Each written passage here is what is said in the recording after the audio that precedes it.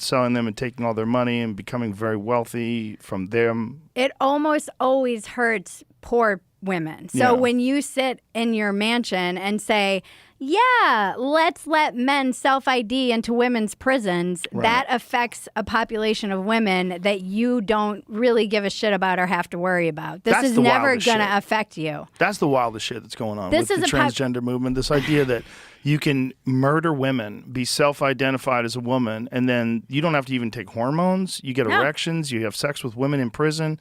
It's crazy. I think Constantine had a really funny tweet about that where he's like, I would like someone to do a study on how many people experience gender dysphoria in the courtroom when they're being sentenced. It's probably pretty high.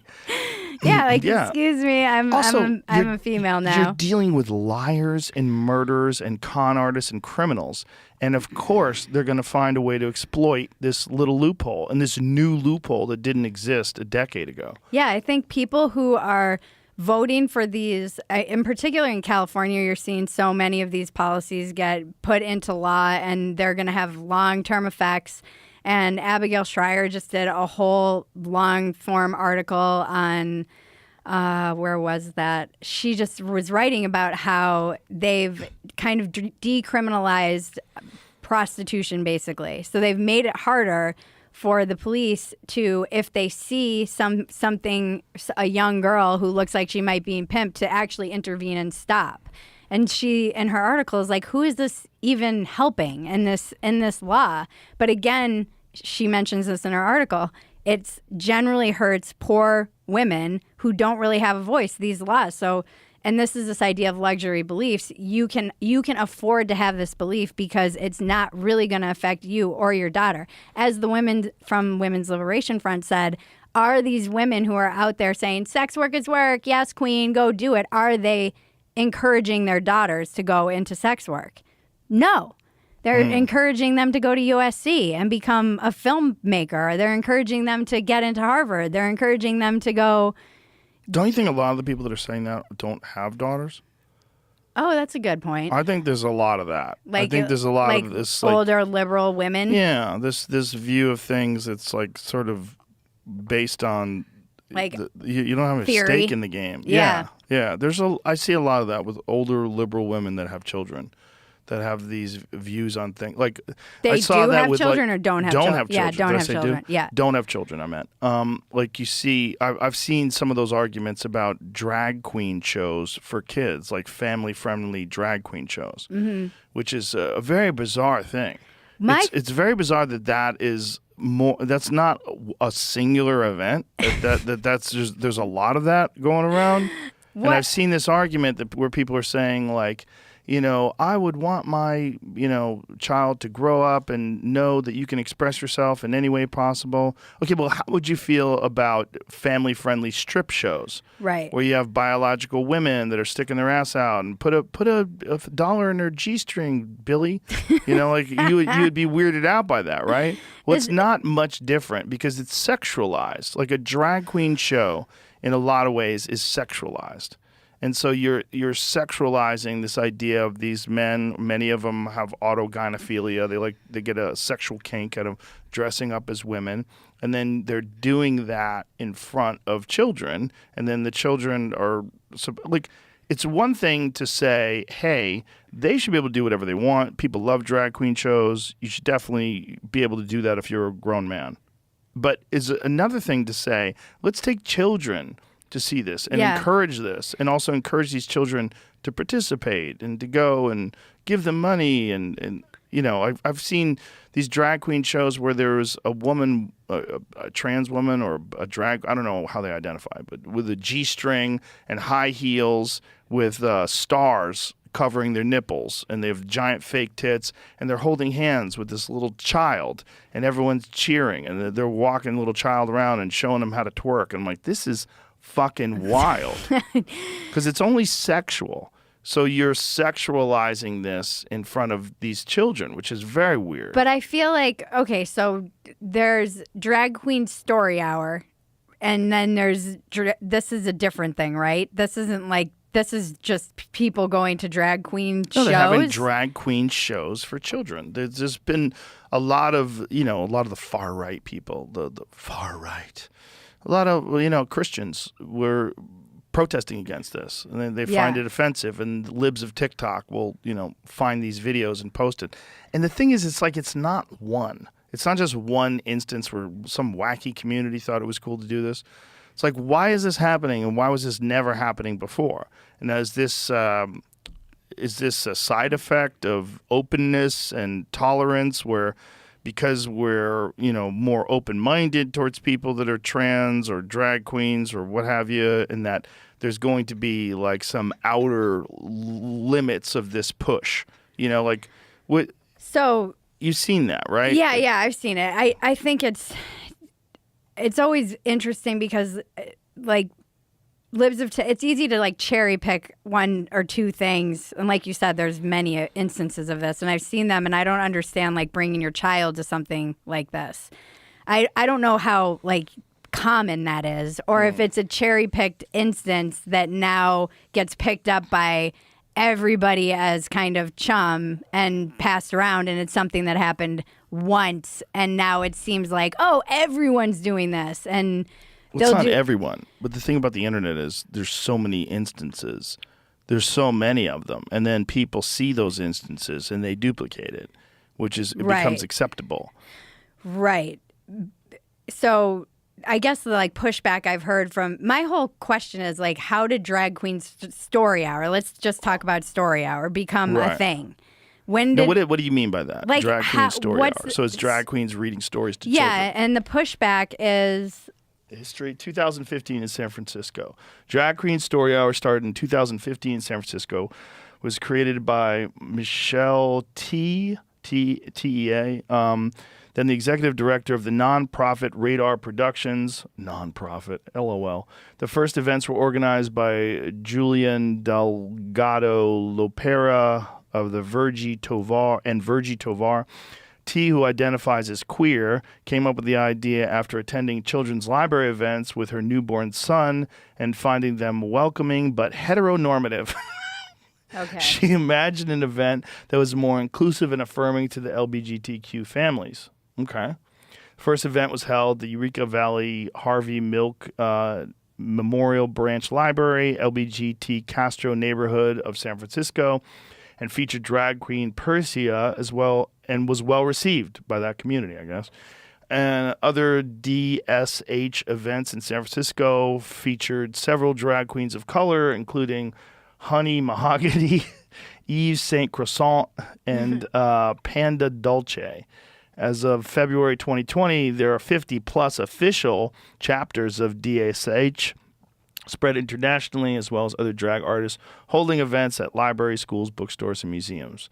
October 2022, a nonprofit organization officially changed its name to Drag Story Hour to be more inclusive and reflect the diverse cast of storytellers. For Queen. Yeah, Queen. Can't say just Queen. Well, so I'm a drag king. I know. I think even Sarah Silverman did like a whole video about this, but she was saying, what's the difference between like a drag queen and a clown reading to your kids?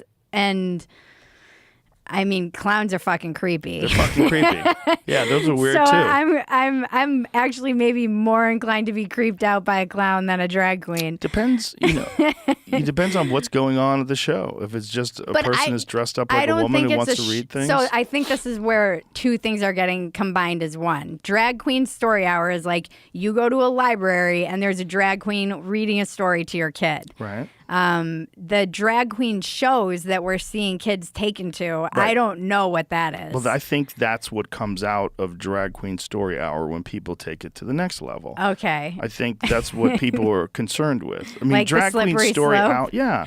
Drag Queen Story Hour. Someone's dressed like a woman and reading the. Who cares? Like, what's the big deal? Yeah, I mean, I understand the intent behind starting that. Yeah, for sure. If you're a part of an LGBT family and your kids are only used to seeing a traditional father or mother relationship, and they have two moms or they have two dads, yeah, that could be fucking weird, and this would be like a nice little thing to make them feel comforted. Right. That like it makes them feel part. Like there's other communities other than these traditional, communities that have been depicted in the media for decades and decades. Right. Yeah, makes sense. But I mean, I guess this is the conservative kind of slippery slope argument for Yeah. like gay marriage is, oh, when you start normalizing things like drag queen story hour, then you have drag queen strip club hour for the kids, and now you have, you know, degeneracy and Yeah, but that argument against gay marriage is preposterous.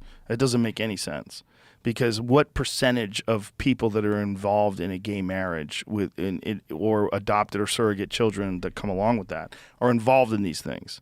It's probably a tiny amount. But the problem with something like Libs of TikTok, or not even the problem with them, but the problem with the internet in general, is that you have literally billions of people. And out of those people, hundreds of millions of posting things. And out of those hundreds of millions, you're going to get thousands of things that some people are going to find questionable. But what percentage of that exists in your community? Very, very few. But the problem is when you broadcast that and then put that online, then it sort of becomes a thing that exists out there in, you know, the zeitgeist. right, but who's actually putting it in the zeitgeist? Right. The person who's broadcasting it, there's a person who's putting it out there the first time, but what really gets it in the zeitgeist is when you use it as a flashpoint for the culture wars. Right. So suddenly now all of conservative media has a video and it's like chum in the water. So you're just feeding, and both sides do this. You know, you can cherry pick some right-wing chud and be like, this is representative of all the right-wing chuds. And Sure. I feel like this is the downfall, why things like your podcast and podcasts in general are good, because you actually get to tease apart some of these things instead of it just being like, this is representative of every liberal that you know. Right. Yeah, that's preposterous.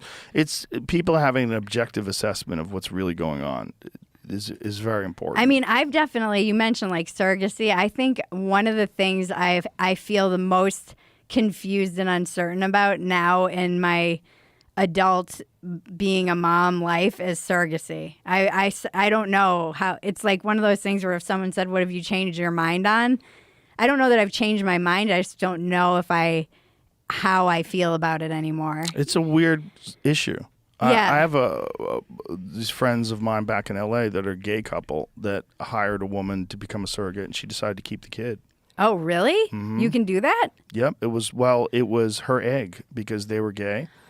And so, because it's usually not their egg. Yeah. And she kept the kid. I don't know if they decided to fight it or they just let it go, but she was so broken up. Like when the baby was born, Was she it was her so first attached. kid? Yeah, I believe so. Oh, see, I don't the know. one, You know what? I should not say that. I'm not sure. the one good thing is, well, one of the things that I've learned as I've gone down this rabbit hole is that in most states, many states, you have to have at least had a child before. So it's not totally like, how can you consent to something that you don't know? Right. Like, how can you consent to giving up a child if you've never had a child? So I think usually there's a law in place that you have to have had a child. And look, I've heard many stories of like, oh, my friend had cancer and I had the baby for her, and people are like, if it's, you know, the free market, if a gay couple wants to get an egg from somewhere and then they want to have a mother incubate that egg, what's the problem? But I'm like, yeah, but there's a third individual in this free market transaction, which is a child. And that's where I've become very like, okay, but what about the kid? They have... Well, it depends entirely about who the parents are, right? But they still have some kind of... They don't have any say in the matter, but I guess I just have an issue talking about kids as if they're like a commodity. Yeah, but you also never have any say of who your parents are in the first place. You could be born to crackheads. Should we stop crackheads from having babies? We don't. Right. You know, do we That's stop fair. alcoholics and people who smoke cigarettes from having babies? We don't. It's like it's very complicated because you could definitely see a place where that would be a beautiful gesture. That, like when you're talking about if someone has cancer and they can't have a baby or they lost their womb or whatever, and then someone says, "I'm your friend, I'll have the baby for you," and they act as a surrogate. Yeah. You could see a lot of positives and people that Totally. would be great parents. And I that know were many denied gay that. couples who would be Yeah. great parents, but then I wonder what it's like for the kid. You know, what's it like for them on Mother's Day? What's Yeah. it like for them when they're, I don't know. It's something I never really thought about until I had a child, and then I saw how much she needs me, the mother. Like, Yeah. they're just they so want their mom. Yes. That is a weird one with gay couples that have surrogates. It's weird. Yeah, and I definitely have the like women in me issue of using women for their parts. And again, I know these women have consented and all this stuff, but it's still questionable to me because you're using all these women for their parts, and then the women is kind of like erased. Like, you see these pictures of men in hospital beds with their baby that they got the egg from someone and they used the body of some other woman, and there's no fucking women in the picture. That's fucking bizarre. Like, I want to scream, women! Every time it took multiple women to make this possible. Multiple women, usually. And there's not a woman in sight. Right, but if a gay couple hires a surrogate and they want to take a photo together with the baby and you see that, you're only seeing like one little tiny snapshot of a moment where this gay couple has this child together. Yeah. And they're there. And you're upset that there's not a woman in the picture. Like, does a woman have to be in every picture with a gay child? No, that's fair. The gay couple that's holds fair. the child? I mean, that's, again, just me probably cherry picking one thing that I see on social media, and it tickles my, like, bias, and I'm like, fuck this. But then once you go down the rabbit hole and look at how women in Ukraine particularly, like, again, poor women are exploited in this industry badly. And it is an industry that is rife for exploitation. And then if you talk about the slippery slope, did you see that whole article about the woman who posited using brain dead women to incubate bodies? She's like some researcher, and she put this out there that brain dead women could be used to basically gestate babies. Like, why not? Zombie kids. Yeah. I mean, what kind of interaction? There's a thing that happens when the child's in the womb where they're getting emotions, and there's all sorts of like weird interactions between the mother that we haven't really quantified.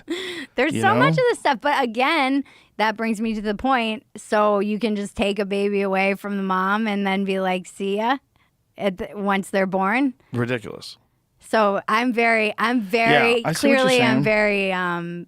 I'm very open to this discussion. I like to hear everybody's side of the perspective because I never even thought twice about it. I was like, surrogacy, whatever. And then the more I learned about it, the more I was like, okay, there's some stuff that's kind of fucked up in this whole entire industry.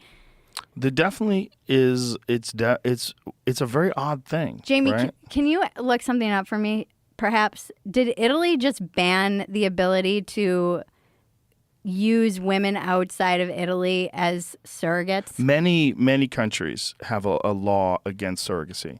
We discussed this on a podcast recently because we were talking about Ukraine. And there's one of the very few countries where you can use women as surrogate mothers. Most countries have it illegal, I believe. Yeah, there were surrogacy ban. Italy planning a blanket law against procreative tourism. Oh, it's banned in Italy. Okay. Offenders to face $1 million. Hard right. Oh, is this the hard right? Is she actually hard right, Maloney, or is she just considered hard right? Just fucking throw those things around. Yeah, who even know? That hard right shit. Did you see the fucking article today? There was a thing on the CBC, and it was talking about the word freedom, and that the word freedom is being used many times by far-right activists. Freedom. Here, I'll send it to you, Jamie, because this is so fucking... Canada is so fucking wild right now. It's such a like really crazy place. Here it is. Why the word freedom is such a useful rallying cry for protesters. The word has become common amongst far-right groups. So by putting that far right in there, far right, but like there's no indication whatsoever that those truckers in Canada were far right. A lot of those are working class people that just did not like the idea that they were being forced to do this medical procedure in order to keep their job. And so they label them as far right. Yeah. Trudeau personally labeled them as racists and misogynists. Just so he could disparage them. Yeah. Just so like whatever they say doesn't mean anything. Yeah. So this is what they're doing here with the term freedom, which is like one of the most basic tenets for human rights. Your liberty as a human being, your ability to express yourself, your ability to talk about things, to protest, to do what you want. That's what freedom I mean. is so fucking important. Inherent in the idea of a free country is the right to protest. Right. They go hand in hand. That's why that headline is beyond parody. But it's actually something that's being pushed on the CBC, which is really crazy. Well, it's sinister. Because like they're setting you up for this idea that you requesting freedom, it's like it puts you in the category of anti-vaxxers or racists or far-right people. It's just these weird ways that mainstream media has fallen into labeling people in order to pass an agenda and pass this to put this narrative out there. But the fact that they're willing to do it with something that is so important, like freedom. Like protesting. Yeah. Protesting is fundamental to freedom. So to say that using the word freedom is something that protesters use, you're basically, this is like But not just China protesters, stuff. far-right because you can have Far-right far-left protester. protesters, and that's not being talked about. Like, freedom is very fucking important. They don't want freedom. The fact that they're saying that there's an actual article disparaging the concept of freedom, it's really crazy. It's scary as fuck. And I never would have thought before the pandemic that would have happened to Canada. I thought Canada was this like really friendly, cool place where they kind of got it. Like Canada was kind of better than the United States, in my opinion. I would go up there. I'm like, people are friendlier. They're nice. It's like, I would say with Canada, I always used to use this term, there's 20% less douchebags. Yeah. Because that's what it's like. But now under Trudeau, it's like it's become this very weird thing. Have you seen they're trying to push for a digital ID now? Yeah. I mean, I have a friend, Anna Slatz. She is the founder of Redux, that the website that does a lot. She covers a lot of the gender stuff because she's just like a feminist who's on it. And she's Canadian, and I asked her about this, and that there's no way I'm going to be able to, I would butcher her explanation, but she has a really interesting explanation for why Canada has gone in this direction. And I wish I was as smart as her and articulate, but I was We'll like, try to paraphrase it. What do you mean? It was essentially something about the way that Canada was founded. So how I wish I could remember it. I just don't know enough about Canada. Well, they don't have a First Amendment up there. Yeah. First of all, that's a giant factor. But something like, too about how it's freedom like of speech. borderline corporate. It was interesting. I don't know enough about Canada, and I was reading it, and I told her she should. What is her name? Anna Slatz. Does she have an article about this? I told her she should write one about it because I think it's a really important insight that she has, and she should put it out there. Because I was like, how? Because it seemed very liberal to me. So how is this what seemed like a very liberal, tolerant, open society slipped into what seems like totalitarianism, or slipping into it? They just seem like the entire culture is open to being like anti-freedom, which is strange to me.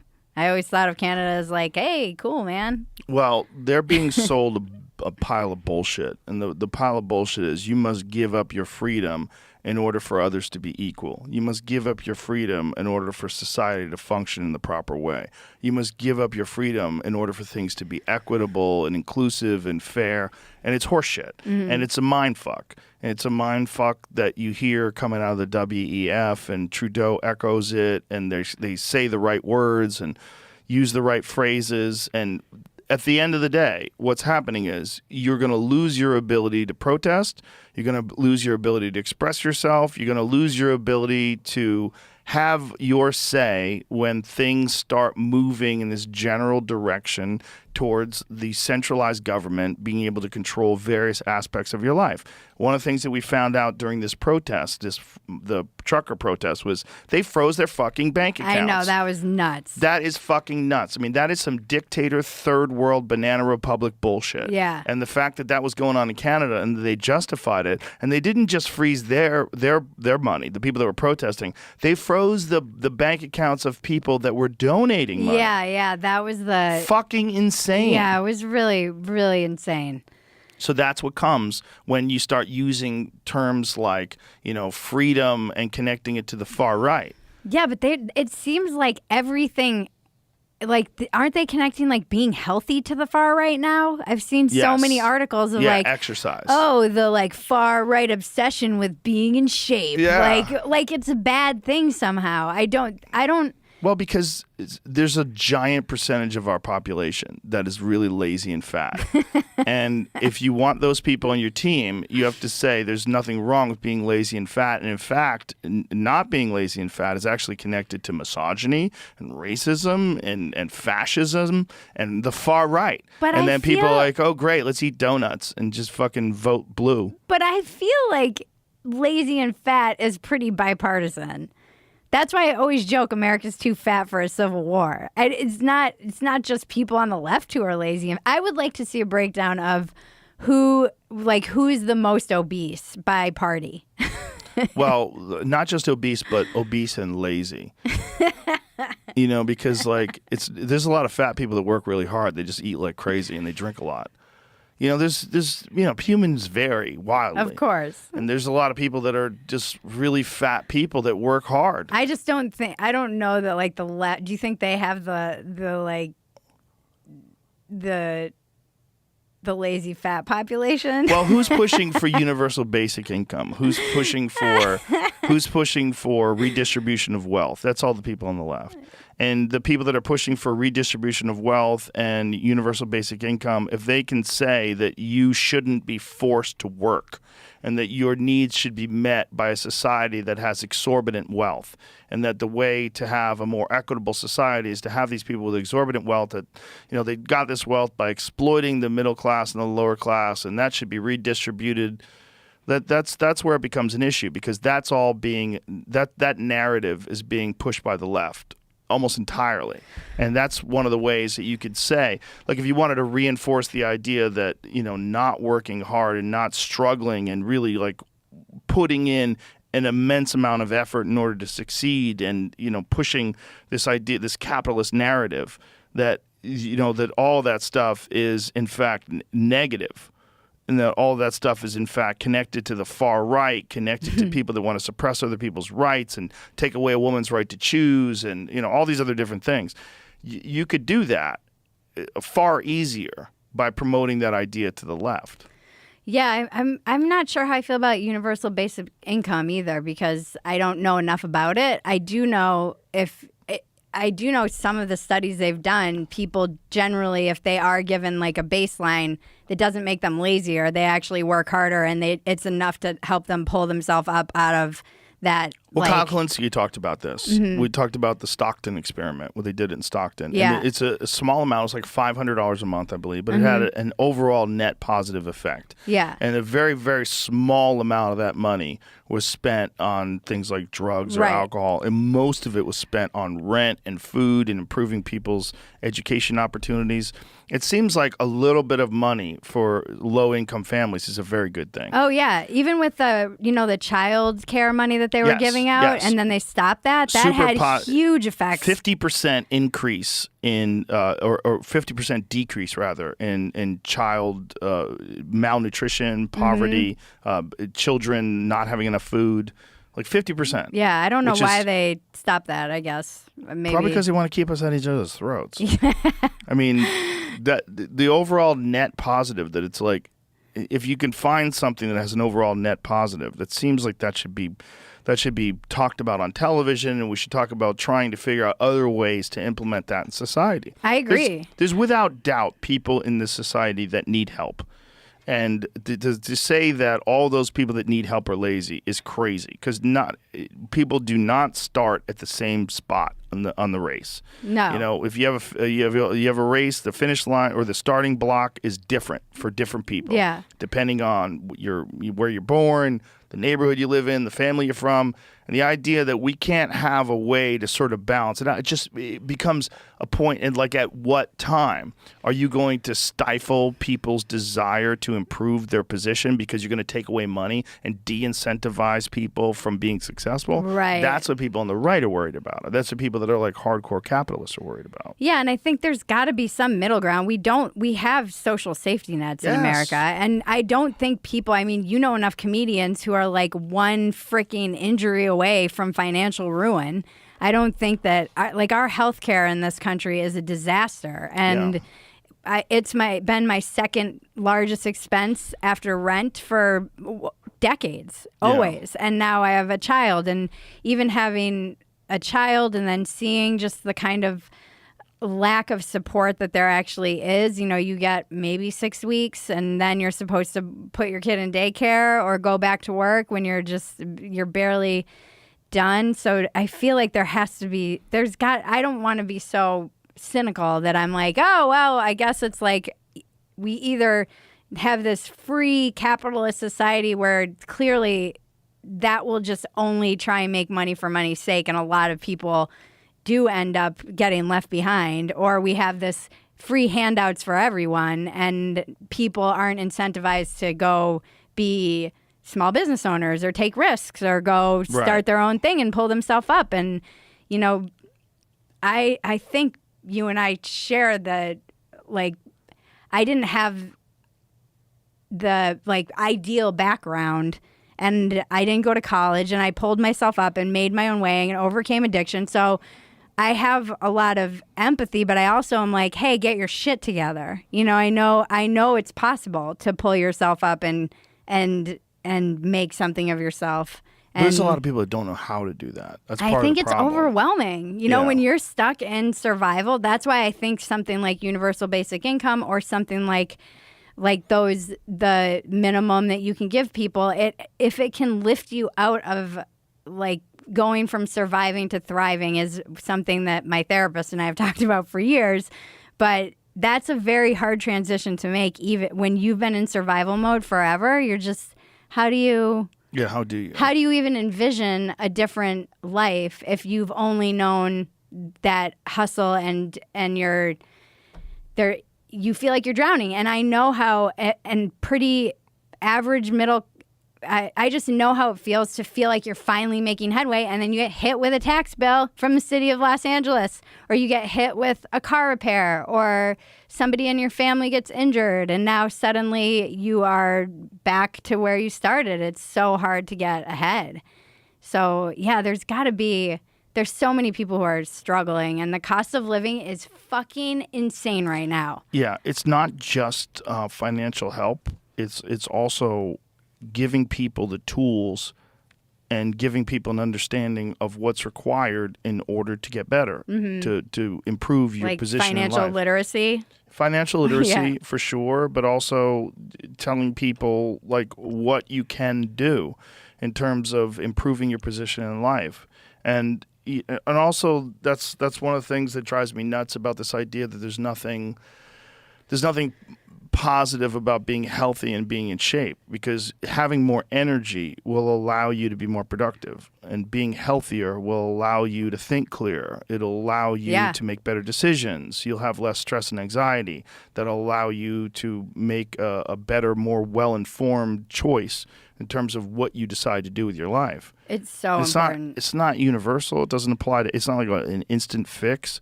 But people need education. They need tools. They need something to help them. And the idea that we exist as a community until people are in trouble and then you're on your own is crazy. Yeah, it's so. I mean, even being sober and getting rid of drugs and alcohol, it's given me such a different view on what I put in my body in terms of food. So when I'm eating really well, I actually feel mentally much better. And if I'm eating like a lot of sugar and carbs and kind of like cheese, which if I'm just not watching what I'm eating, I feel like depression creeping in. For sure. You're tired. I can actually feel it. I feel like it's in my body. I feel inflamed and I'm so sensitive to that now because I don't have anything else kind of clouding my vision. And I know when I'm eating like shit, I start thinking like shit. Yeah, that's 100% real. And you have less resources. You're tired. Your body doesn't function as well. You're not going to make as good decisions.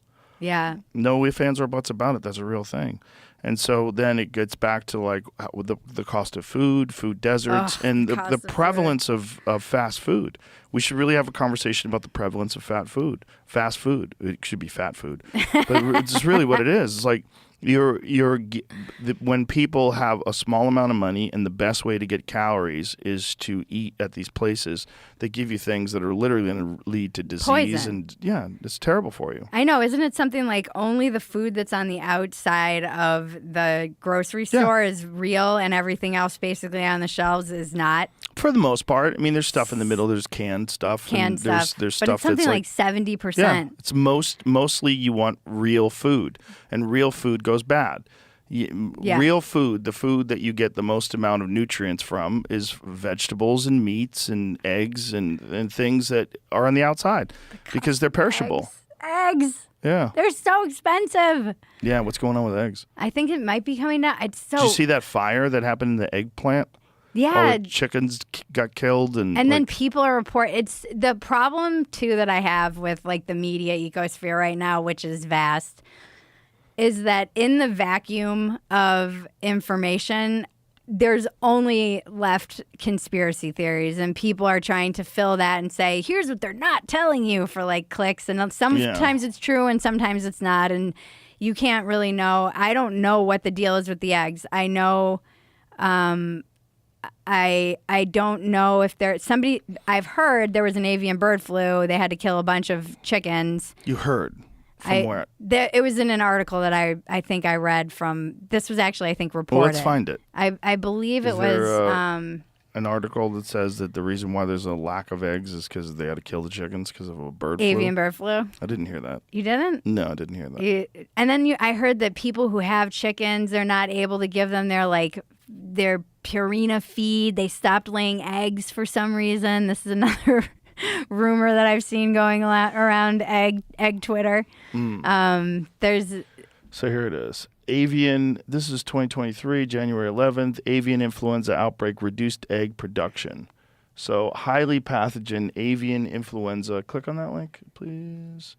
So scroll down so I can read that. Highly pathogenic avian influenza, a disease infecting birds and poultry, struck egg-laying hens throughout 2022.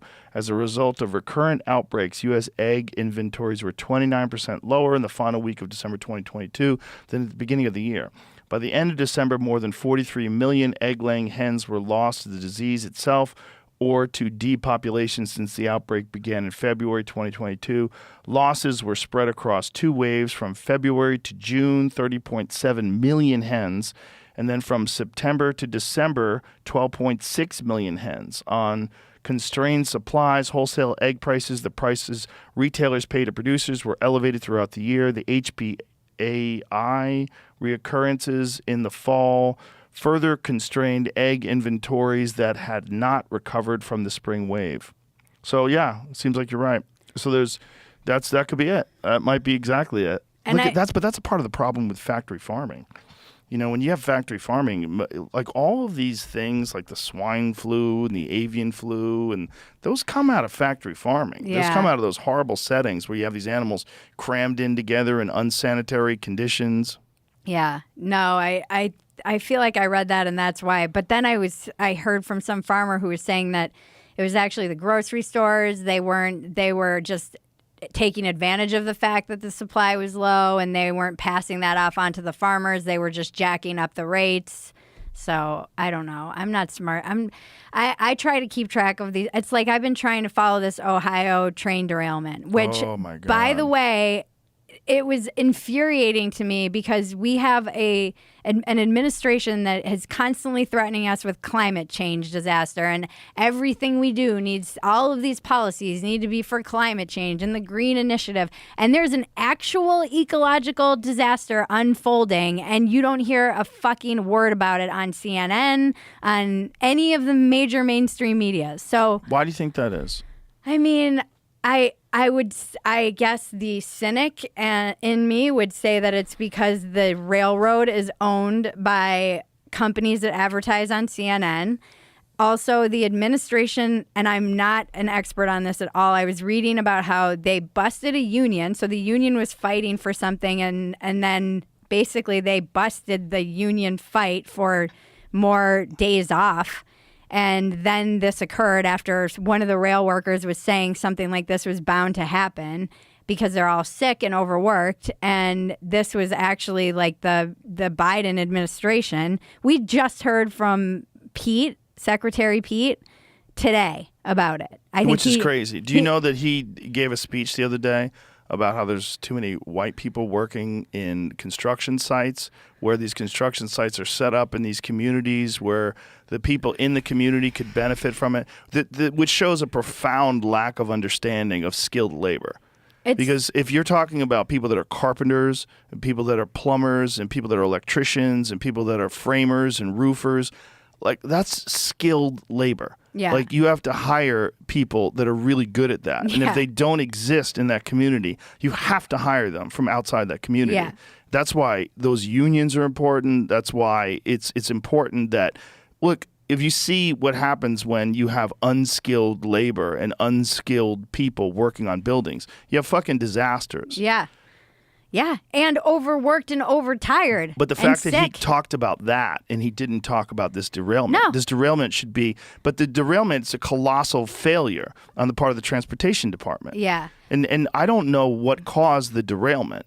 But there's a lot of derailments that are occurring in the United States due to sabotage. In Houston the other day too, I think. And a lot of them are sabotage because you get the thing about trains is like you have tracks, right? And they run for miles and miles and miles. No one's monitoring every fucking mile of those tracks. Yeah. So some fucking crazy person could come along and do something to those tracks and cause trains to derail. And it happens. It's not a one-time thing. It's happened multiple times. But Tucker Carlson just did a thing about it, where he talked about train derailments. Okay. Where he talked about people sabotaging trains and people derailing trains purposely. Is it like just bait, or is it actually something that's true?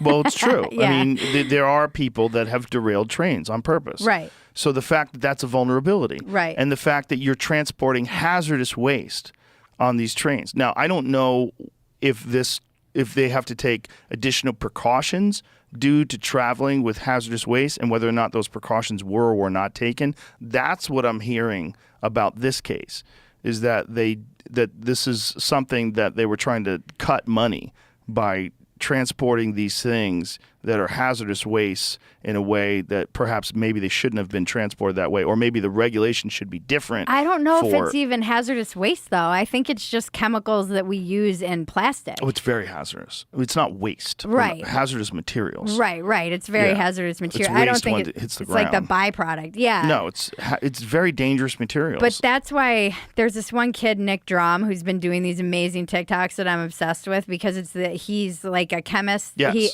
He's great. He's actually taking what the APA is releasing and he's trying to make sense of it. And he's like, why am I think I sent the that to person Jamie. Who's doing this? Yeah. Why am I the person who's asking these questions? Because what he mentions is when you look at the manifest of the chemicals that were on there, what we're looking at is this, they're doing, what's in the air, but also he was saying there was petroleum. So we're talking about an oil spill too, but no one's talking about that. Well, let's play what he has to say. Rewind that, Jamie. He has a bunch. Yeah, a bunch. Yeah, I don't know. Well, let's play this one. Play the one you have in front of you. Okay. And rewind that. Hold on. Stop. Sound. Play. Yeah, I don't know if that's his TikTok. Yeah, it hasn't been very good. So let's talk about the trail derailment in East Palestine, Ohio.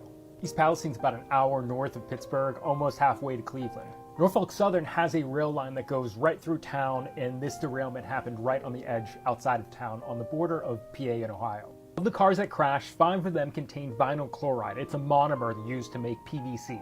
The reporting on this has gotten vinyl chloride confused with polyvinyl chloride, the polymer made out of vinyl chloride. Now, the reason that this distinction is really important is vinyl chloride is very hazardous and very flammable.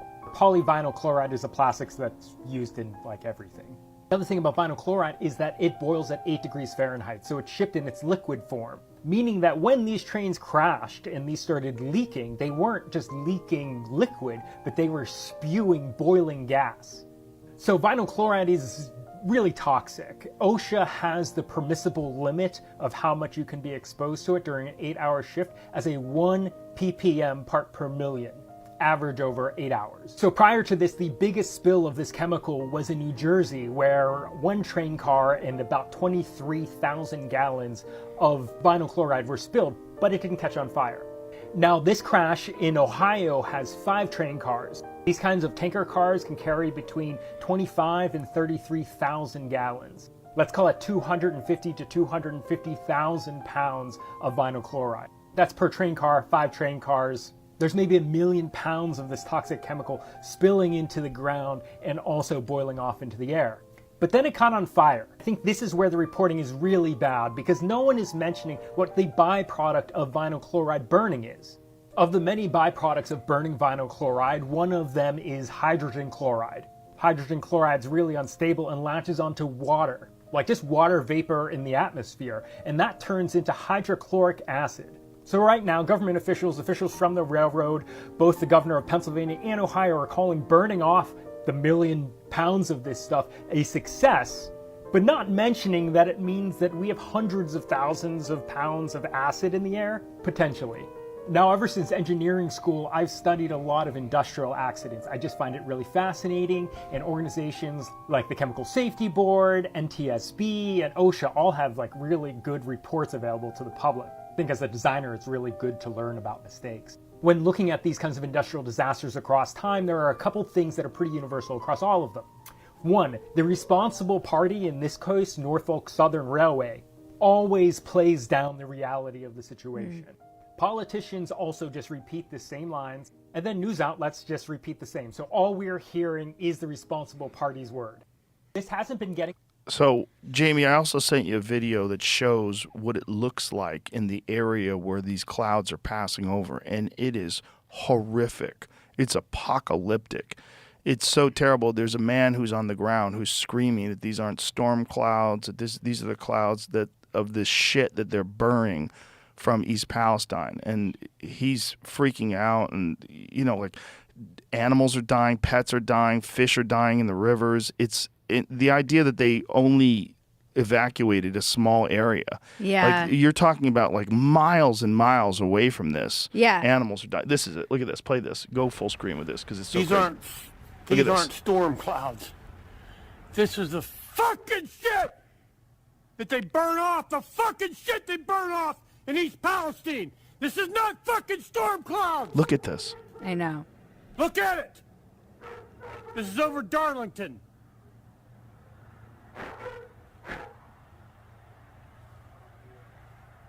It's fucking insane. It's If you're insane. just listening, what we're looking at is just intense black clouds covering this area, and it's daytime, Yeah. and you can't see shit.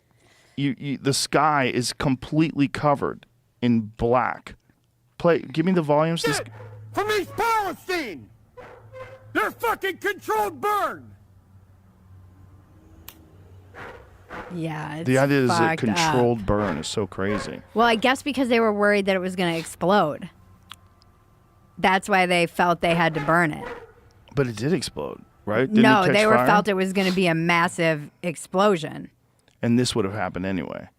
But there's no other options. And they like in one of that kid's TikToks later on, he talks about how they just buried it. And so people are saying they did this just to get the trains running again, basically, which again, the cynic in me wouldn't doubt, but I don't know. I just sent you a text from my editor, Joe Donatelli, who I loved from Playboy. He now lives in Ohio and does local news. And I will say local news has been great on this. they're actually reporting. And like he said to me, you have to be able to like muster the resources, fact check things. It isn't as fast as the internet where there's a void of information that gets filled. And he Right. did a long thread about what they've learned at the local news station where he is. That's really good, and I recommend people go check it out because I think local news is actually pretty good on this. But some people in Ohio are saying they didn't even know about it.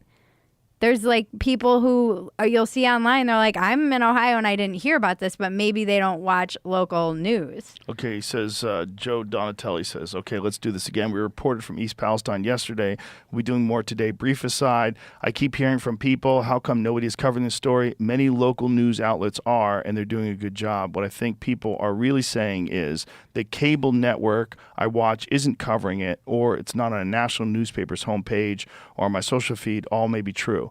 But to say it's not being covered is wrong if you know how to Google. Let's get to the list. Yeah, but I mean, that's kind of important. No, that it is the important. Massive places like CNN, the New York Times. I was on the plane yesterday for 2 hours. The guy in front of me was watching CNN, and all they talked about was UFOs. They did not mention this once. Yeah, well, that's more sexy, right? We now know more. I think is guess, what he yeah. meant. Now know more than the other hazardous materials that the train was carrying, including some not mentioned before. Reports from Tara Morgan TV. The EPA released a list of Norfolk Southern of flammable gas and liquids and their status in the rail cards when the train derailed on November 3rd, sending a toxic black... February 3rd. February 3rd. Later, sending a toxic black plume over the village. The materials included vinyl chloride, ethylene glycol, monobutyl ether, ethyl hexyl acrylate, isobutylene, and butyl acrylates. Oh, good job. Said one expert we spoke with. Some of these are known carcinogens, so of potential future risk if we get contaminated water long term. Unfortunately, the reality of these types of chemicals is that we have contamination of our air and water. They can cause long-term health issues of the population they affect. ABC News reports the EPA is monitoring air quality. So far, so good. What the fuck are you talking about? Well, EPA also said 9/11. It was fine after 9/11, so... Right. I'm not exactly sure how much I trust them. We're seeing beyond what residents have been saying. The train derailment and spillage of toxic chemicals has resulted in the deaths of 3,500 fish. Ohio DNR estimates across a population of 7.5 miles of streams. Norfolk Southern has, scroll down, laid out steps it plans to take to clean up the site. According to the plan, work has already been done to collect pooled liquids into a vacuum truck and prepare them for disposal. Surface water flow has been rerouted away from the derailment site and underflow dams are in place. The plan states that 180,000 gallons of liquid have been removed from the area. Additional work currently being done is air quality monitoring with soil and surface water sampling pending. Well water too. The results of those tests are not available yet. We're working to learn more about what happened and the impact on the residents. Okay. One of the things that Nick Drum was saying was that they haven't done a water test since February 4th, which is weird.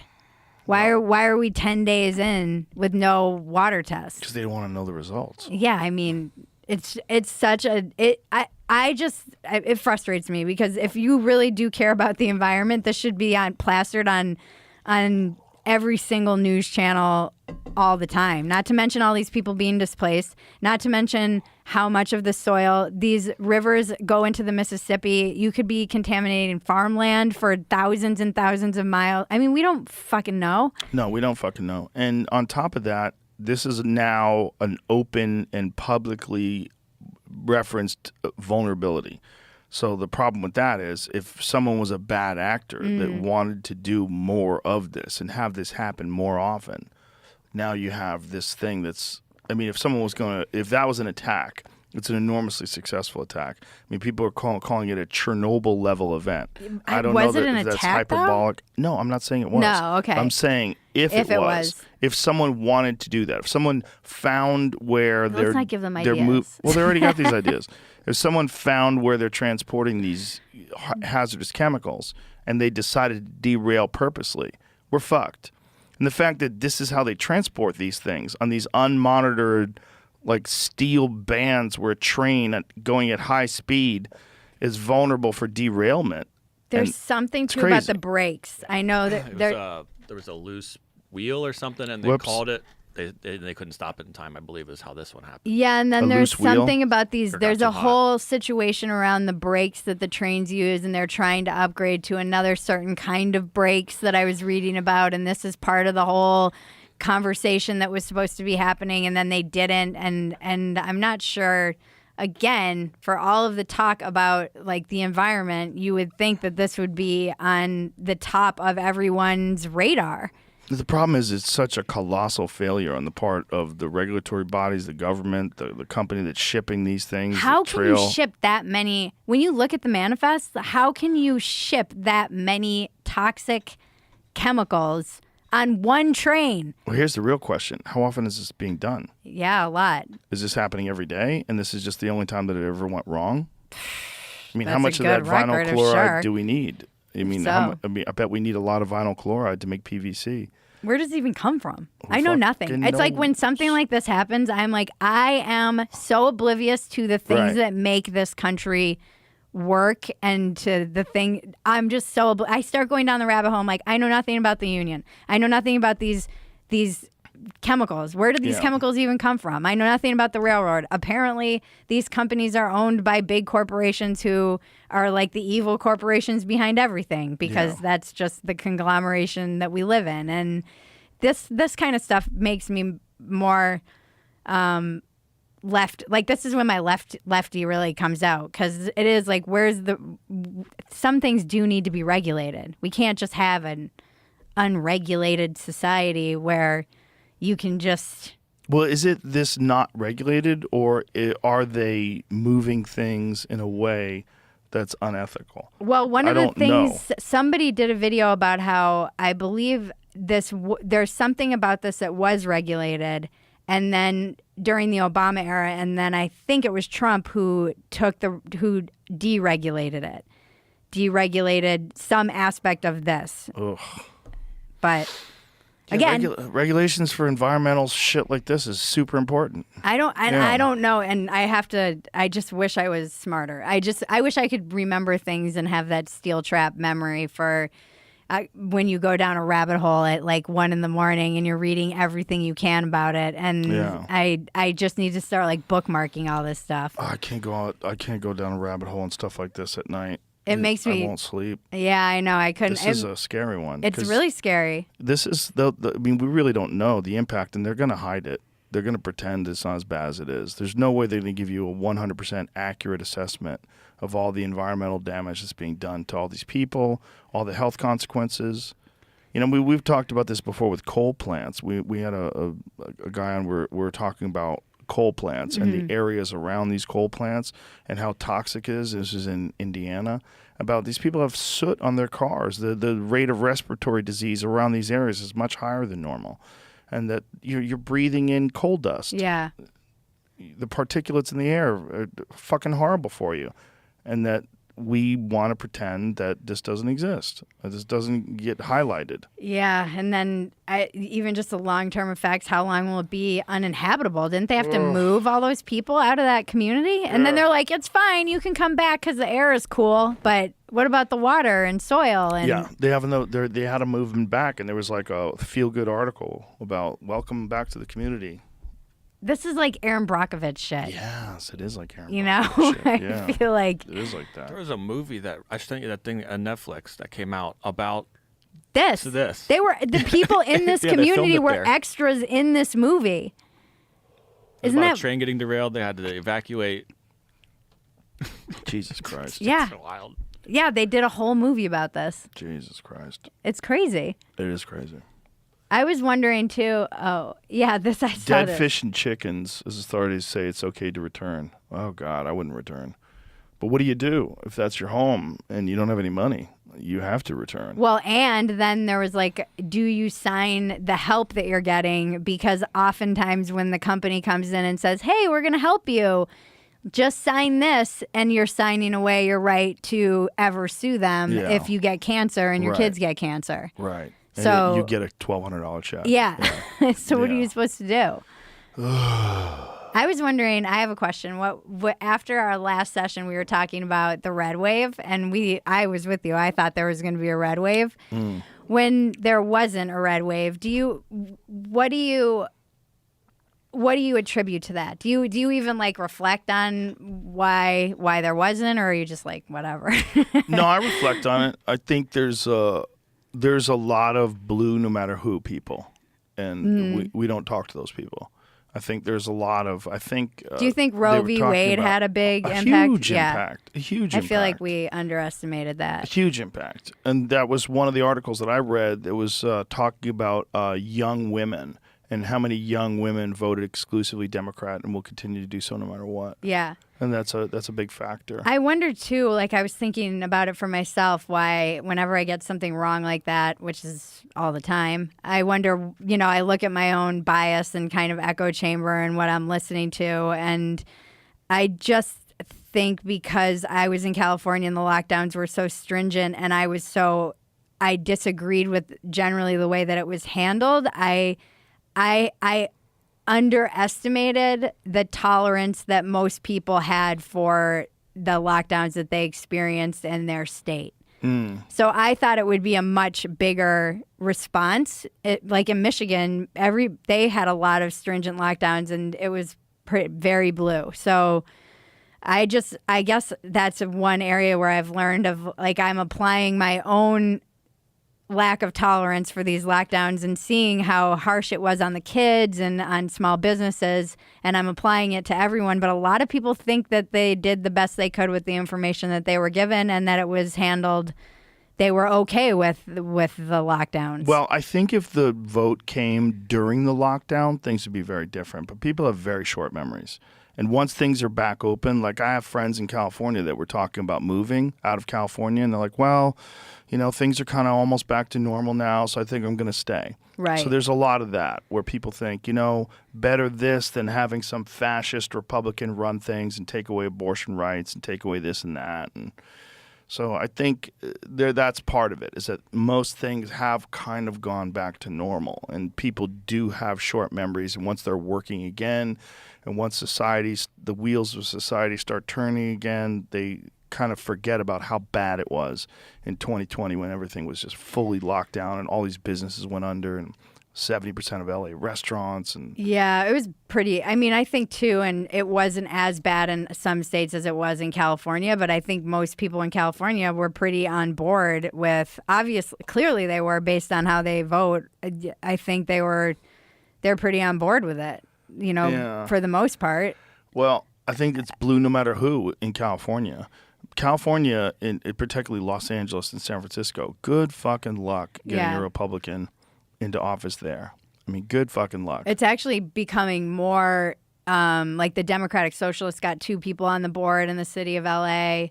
I think it's becoming more socialist. I read a whole article on, I think it was Jacobin, about how it's a good time to be socialist in Los Angeles. The unions are getting stronger, and it seems like it's going more to the left. I think. Interesting. Yeah, I guess I'm not sure if it was in that article, but it seems like Texas has become redder and Los Angeles has become, or California's become bluer. So they're becoming more entrenched in their. Well, the people that left California to come to Texas realized the folly of the ways of California. Yeah, people were worried about like, don't California my Texas, but when you actually poll the people who moved to Texas from states like California, they tend to vote more red because they're like, we know what this leads to. Yeah, I have some friends that were hardcore lefties that voted all red. Oh, wow. Yeah, they were hardcore lefties before the pandemic, like hippies. Yeah. Like literal hippies. And they're like, fuck these people. Like this, what they're doing is they're taking away people's ability to make decisions for themselves. Yeah. And, if they were personally affected by it, it's varying degrees of, whether or not you're going to act or do something about it, or whether you're just going to stick with your ideology. Yeah, and I wonder, too, if there was no real red wave because a lot of the people who might have voted red in these places left those places and went a lot of somewhere red. Well, also, how much do you believe in voter fraud? How much do you think that there's Voter manipulation? fraud. How much do you think that there's? It's like we've talked about this before. That it's not 0%. Like, Yeah, I don't. I mean, it's not zero. I don't believe the election was stolen. You know, I'm not I'm not anywhere near that level. I do think with mail-in ballots in particular, there is, and like ballot harvesting being allowed, that seems like a weird thing to me. The mail-in ballots, I think it's like I'm torn about it. On the one hand, I'm glad that people who they're elderly, it might be hard for them to get to the polls that they can vote. But on the other hand, I think there's so much room for Fuckery. Yeah. What do you think about the Arizona thing? Carrie Lake. Oh, I don't know. I'm not. I'm. That's a weird one, right? Because she was a denier of the election, the presidential election with Trump. She was saying that Trump won, and then then it happened to her. So it's like it's set up. Oh, I thought she said that he won. She said he won.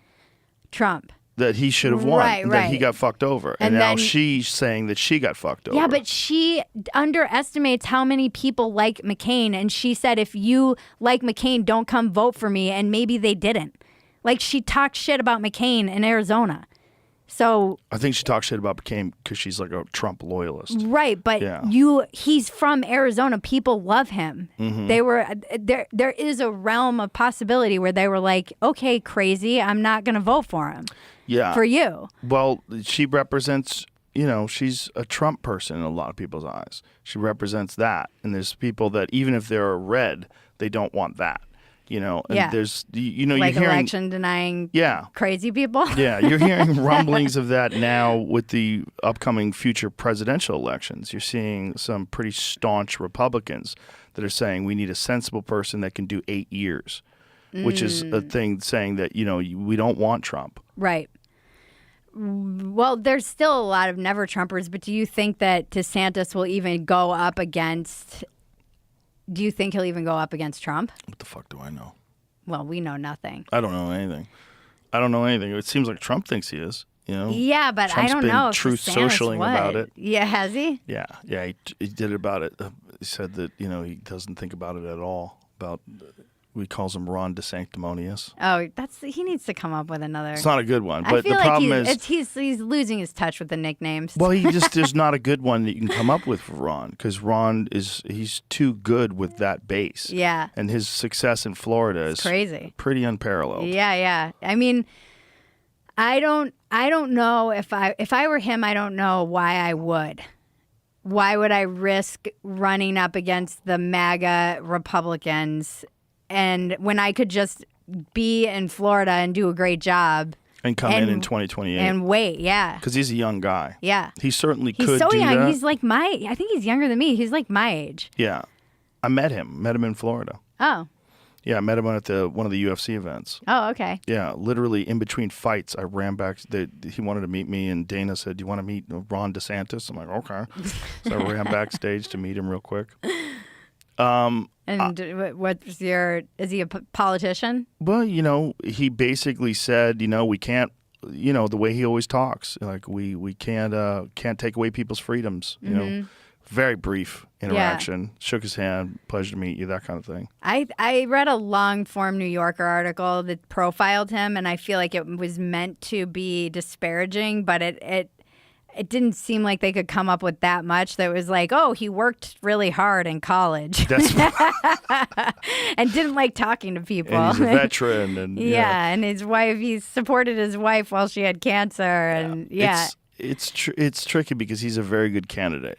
He's very disciplined. It's going to be interesting to see what happens. That's for sure. And if Trump decides to attack him, you're going to lose a lot of Republicans that are on his side. Yeah, but Trump, I mean, what I've heard from people who know way more than me about this is that he doesn't need that much support to get the nomination. So do you risk alienating people who will vote for you 4 years from now and go, Here's the real question. Does he go with Trump? Does Ron DeSantis and Trump, I does don't Ron think he DeSantis would. come in as the vice president? I think he's savvy enough. He seems like he's used his support when it benefits him, and he distances himself from him when it benefits him. But wouldn't it benefit him if he became the vice president and Trump I was don't think- successful and he would be the balanced, reasonable person, and there's then it would some- set him up in 2028? I mean, there's some truth to that idea that everything Trump touches dies.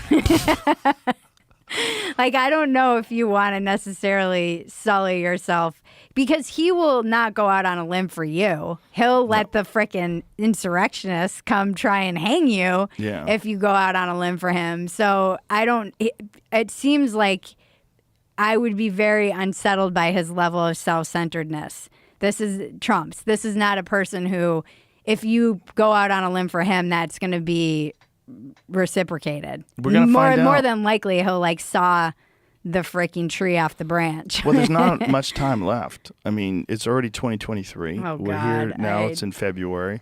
We're really dealing with a year from now I'm before not things really really ramp I'm up. not ready. I'm not ready for this. Yeah, we have 12 months before things get crazy. Do you think it's going to be like I don't know. Do you feel that you're a hall monitor of the culture wars? Am I? Not really, but I mean, you observe that. You're an observer of them. Yeah. You partake. Do you feel like things are getting better, worse? Like right now, today, what is your general on Valentine's Day? Happy Valentine's Happy Day. Valentine's Day. What's your general feeling? Well, Are you optimistic? I think there's a massive benefit in Elon Musk owning Twitter. I really believe that. I believe if we're going to get a balanced perspective, having someone own Twitter who's not going to allow one individual narrative to be broadcast only. Right. And that is what we found with Twitter. And that's what you're seeing with the Twitter files. I'm still being suppressed. Are you? Just How so? flatline. Maybe I just suck. I was joking about this But the what other makes day. you say you're suppressed? Maybe not suppressed. I joked the other day. It's not the algorithm. I just suck. But I have not moved in like a month. Not even. I think I've lost followers. Maybe gained some, but it's just been a very flat line. And this, I will take responsibility. This could be me. Like I think a lot of people think they're being suppressed. I think I joke all the time because on YouTube we were like, it's such a struggle with Dumpster Fire, and I never know if it's something that we're saying on Dumpster Fire because we don't hold back and censor at all. But I was like, it could just be that we suck at YouTube. Well, YouTube is very tricky because YouTube definitely doesn't support independent media.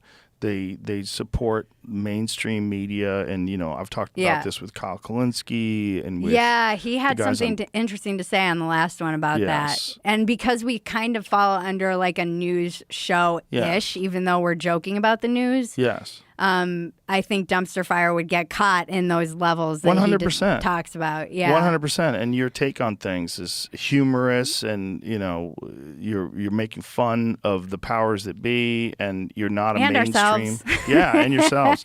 But I mean, it's humor, and it used to be that those things could get magnified and that people would get recommended them and that you would grow and it would be you would be on the positive side of the algorithm. And now it seems like all those independent shows get stuck.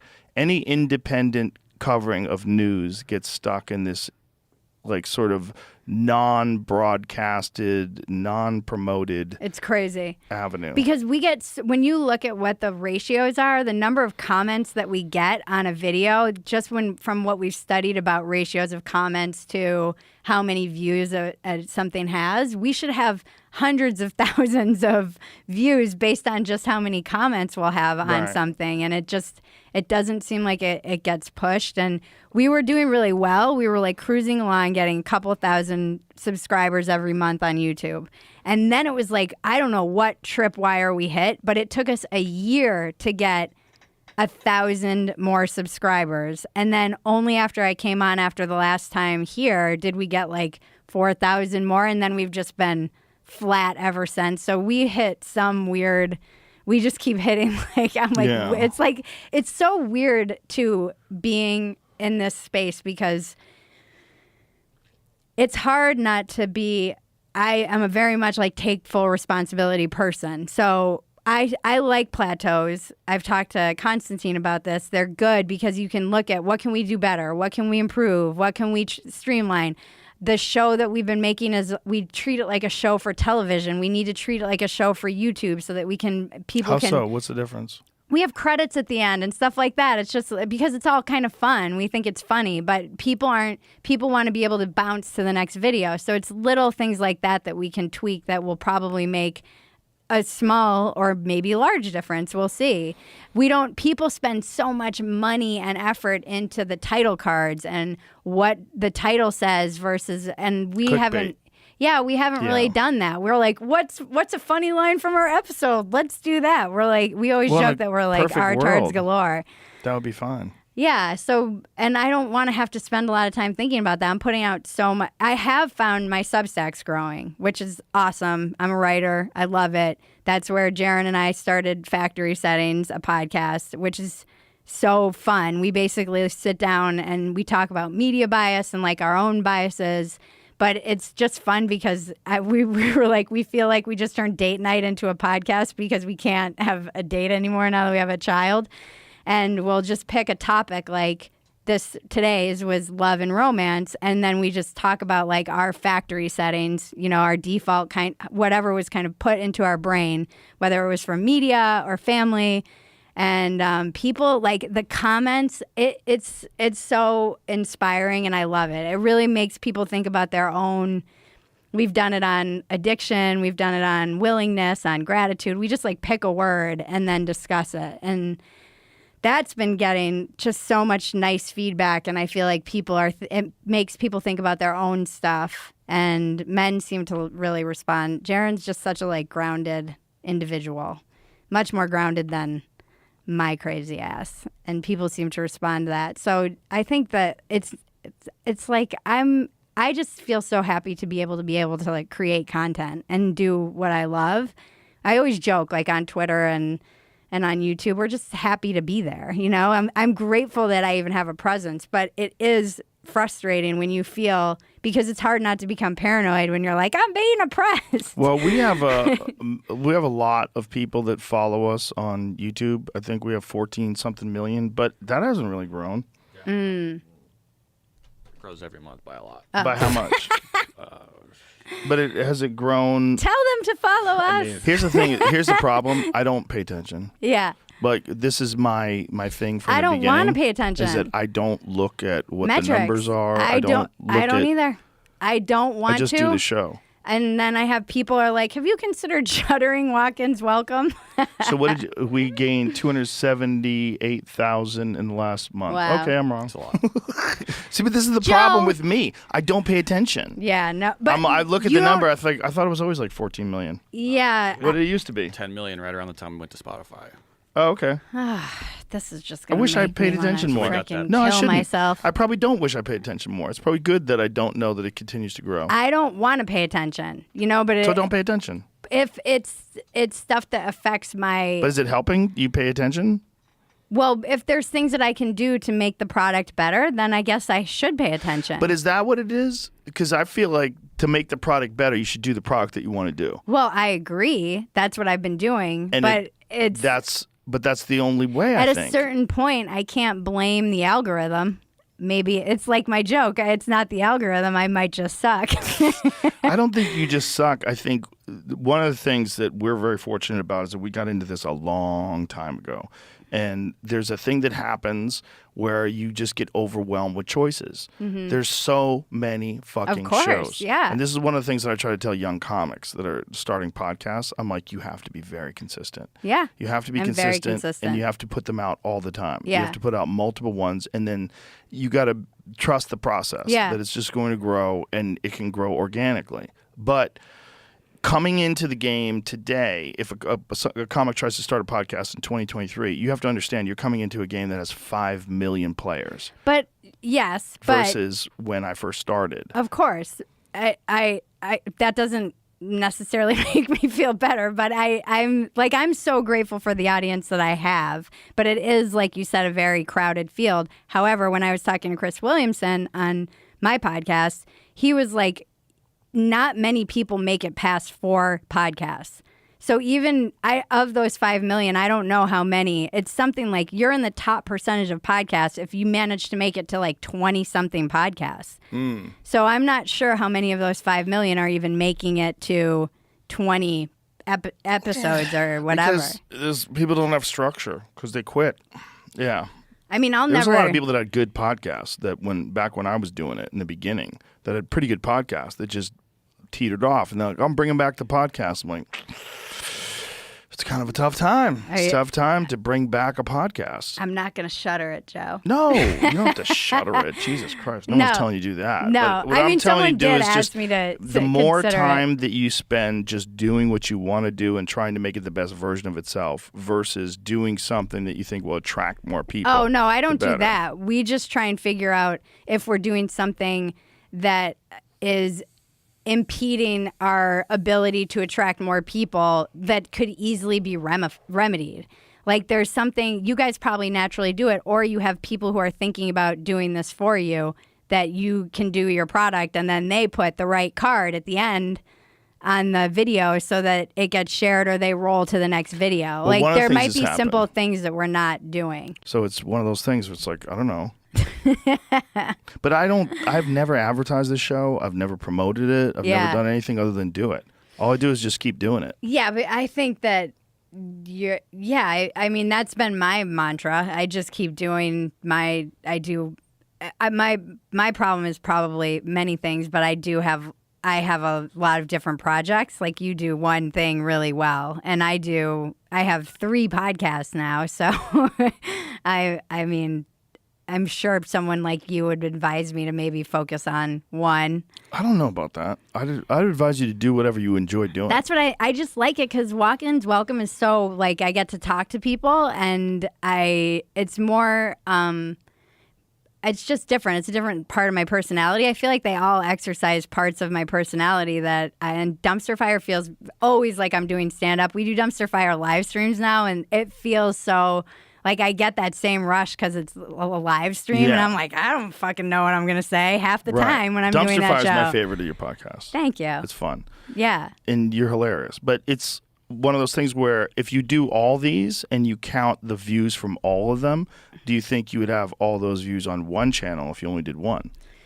I don't know. I mean, what I like about it is they attract different people. Like not everybody likes Dumpster Fire. A lot of people love Walk-Ins Welcome and not everybody, there's a whole new audience that we're getting through Factory Settings because I think it's nice to have like the male influence and people just like the conversation. So I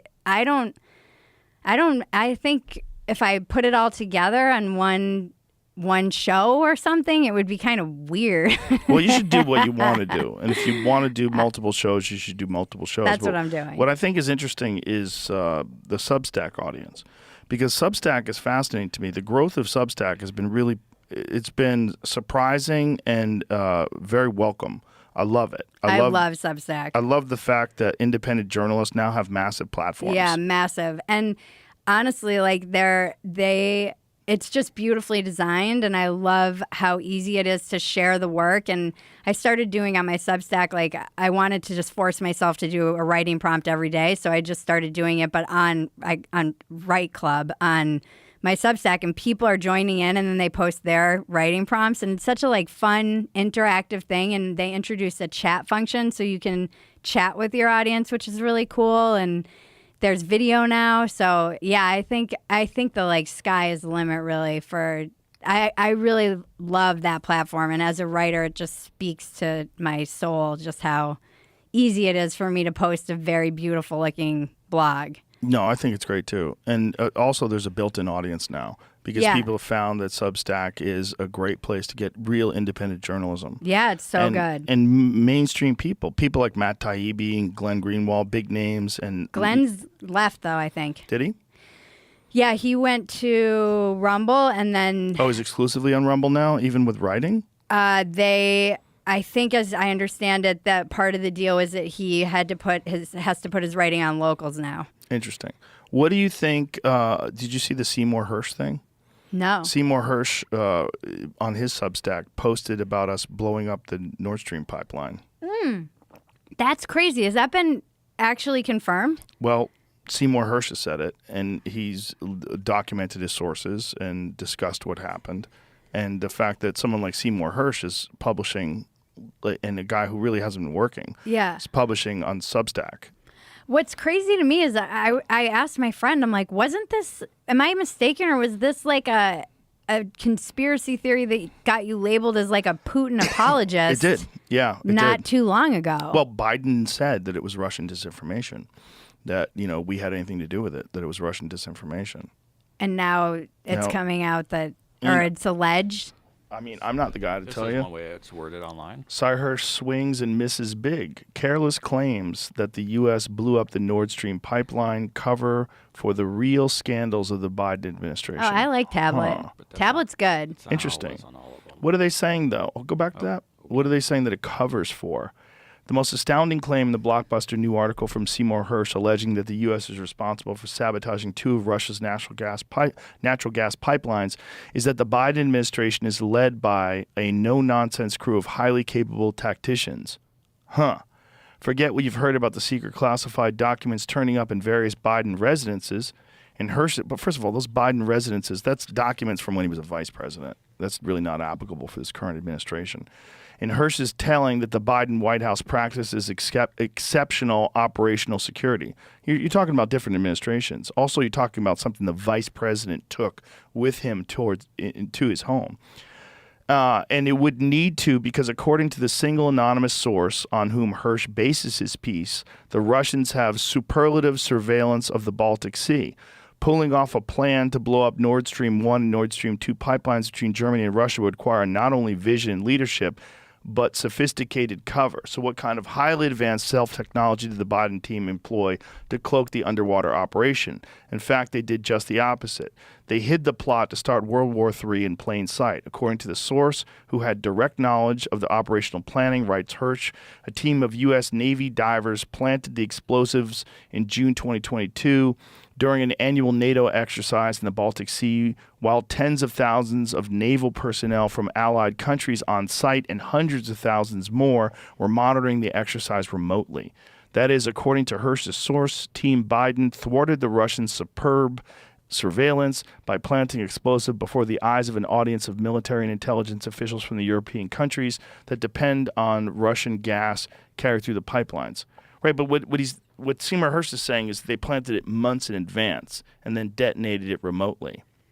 So saying that this is sort of, I don't think this is that good. Like because someone could do that. You could plant something in front of everyone, but nothing happened, and then it gets detonated remotely months later. So to prove that they did it during that time, it's like if all these people are monitoring it and they were there and they just blew it up. Well, obviously they did it. They were there. They blew it up. And then you could say, these people were monitoring them. They caught them doing it. But if these people were there and no one knew that a team of divers planted this, no one's monitoring the bottom of the fucking ocean.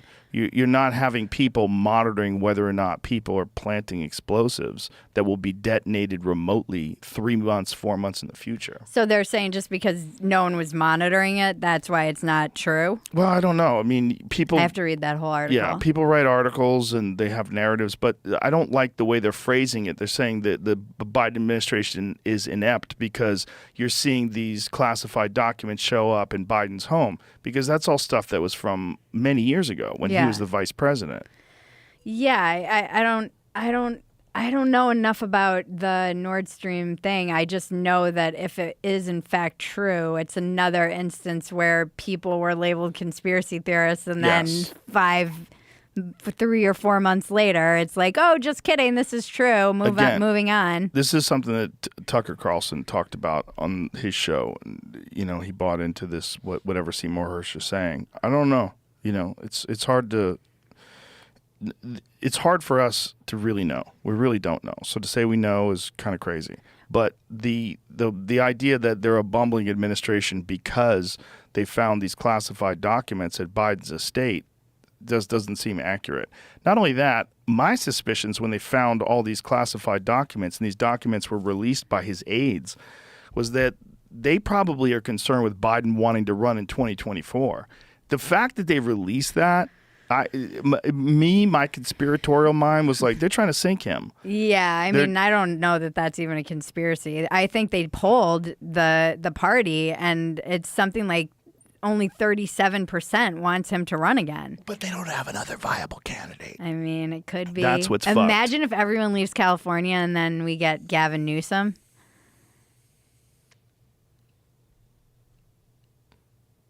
I doubt. It's the Peter principle. I doubt it. I don't.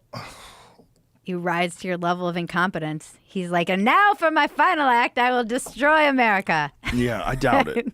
I doubt it, but I'm not sure. Who else is viable? I mean, Michelle Obama. People love Yes. Michelle Obama. Michelle Obama could be president. I really firmly, absolutely believe that. However, would she want to do that after experiencing everything that they experienced, all the racism, all the attacks over the 8 years that Obama was in the White House? Why would she want to subject herself to that when she's escaped from it? And you're now free. is not just free, but celebrated. Yeah. They make exorbitant amounts of money. They did the Netflix show. They do their Spotify show. They do all this different thing. They speak.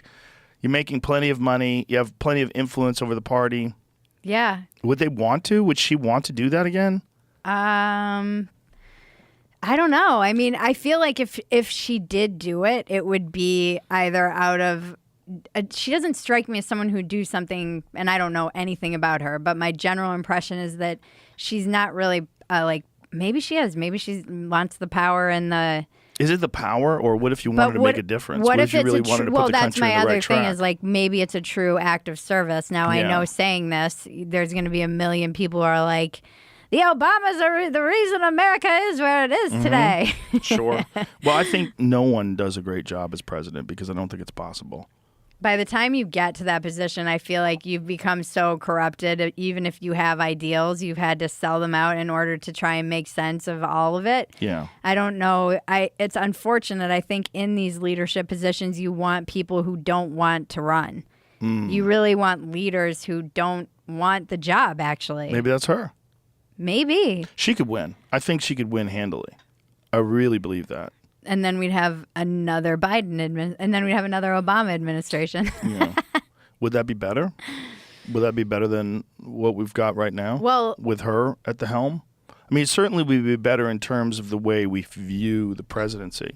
Because the thing about Biden is we view him as being this compromised, like mentally compromised, incompetent, bumbling guy who he slurs his words. He can't get sentences out. Everyone knows there's something wrong. Is Fetterman still in the hospital? I don't know. That poor guy. Imagine if he ran. That'd be amazing. That'd be like, they're just clowning us. They're trolling us. At this point. When he beat Dr. Oz has got to be like, what the fuck, man? I can't beat that guy.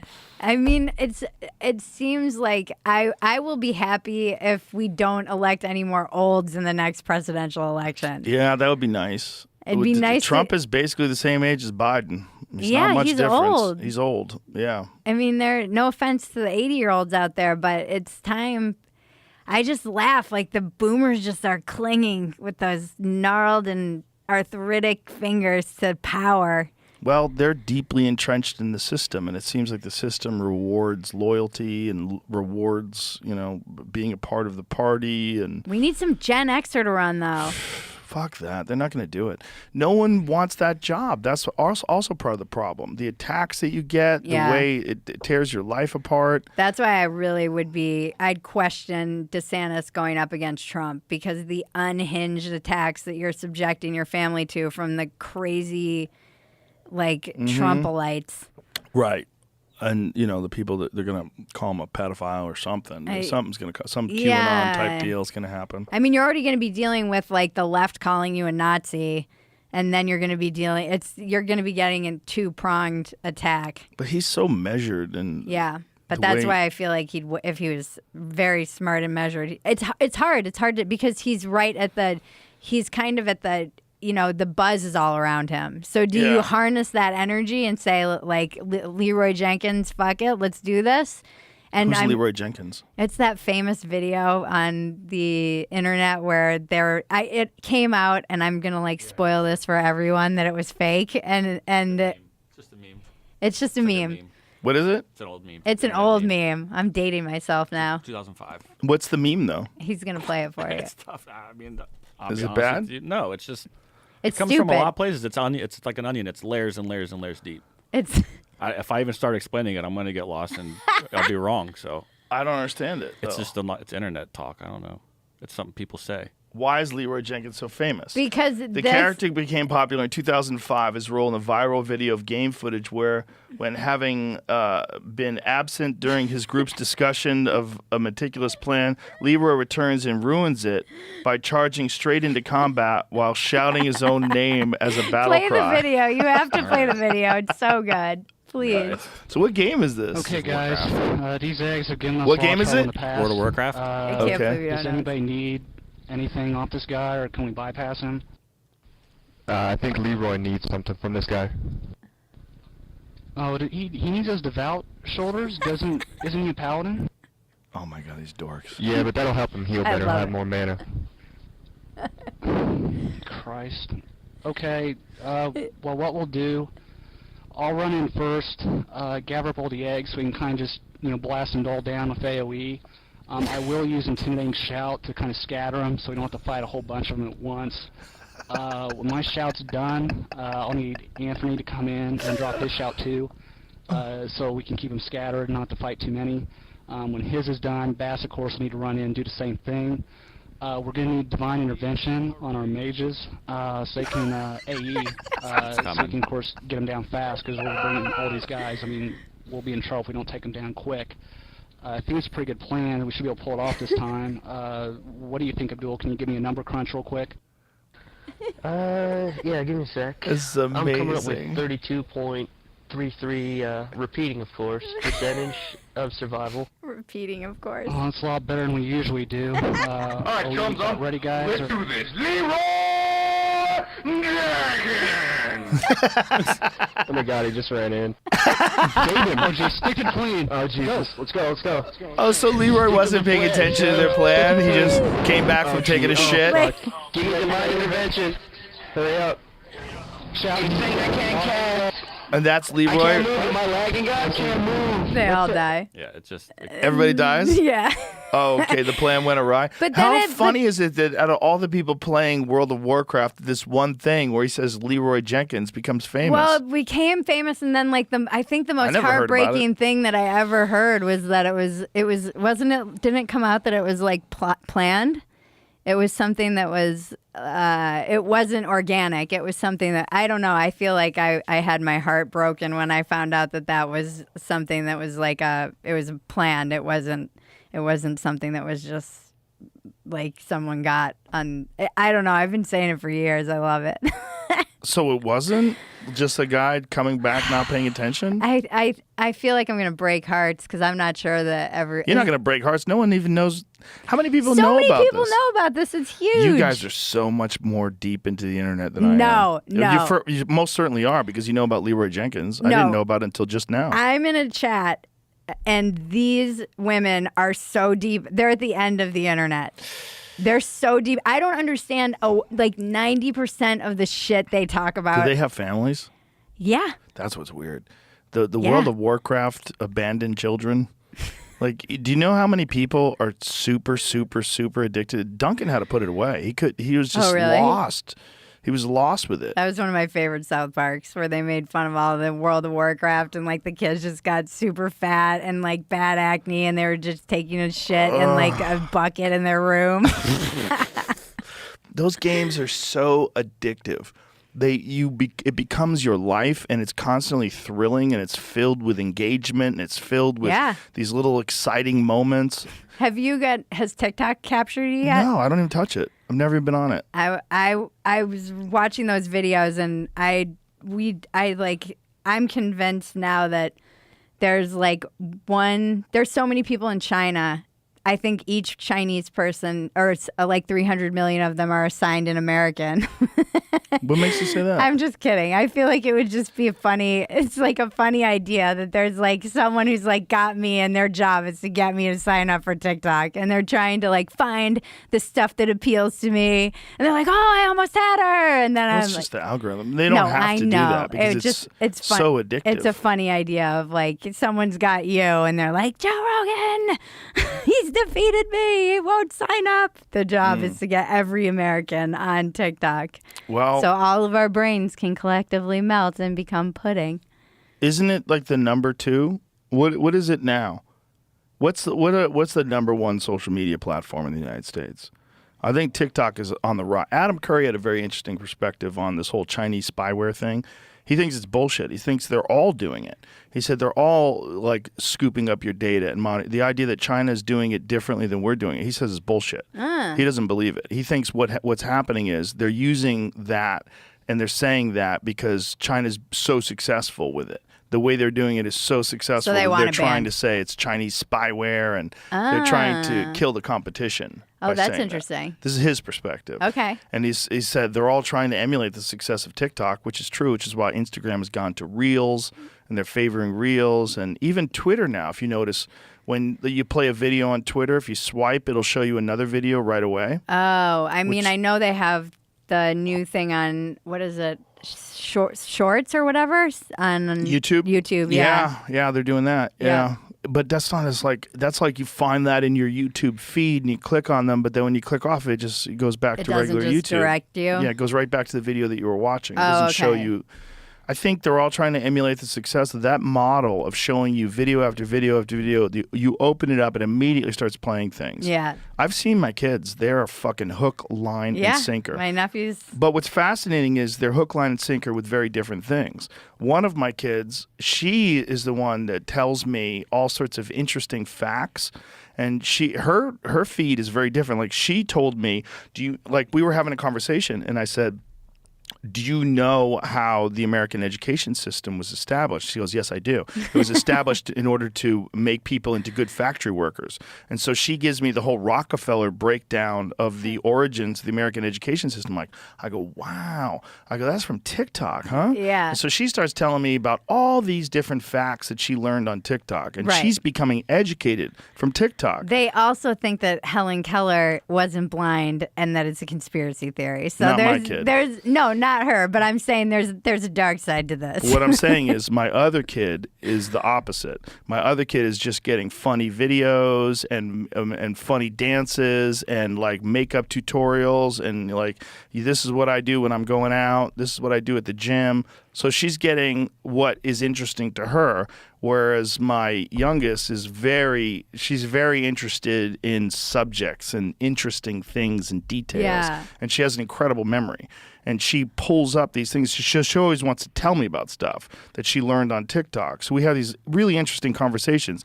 And she laughs about how different her feed is than her sister. Yeah, yeah. So it really curates what you're actually interested in. No, I heard the algorithm on TikTok is amazing. The difference in our algorithm versus the Chinese algorithm is where it gets really weird.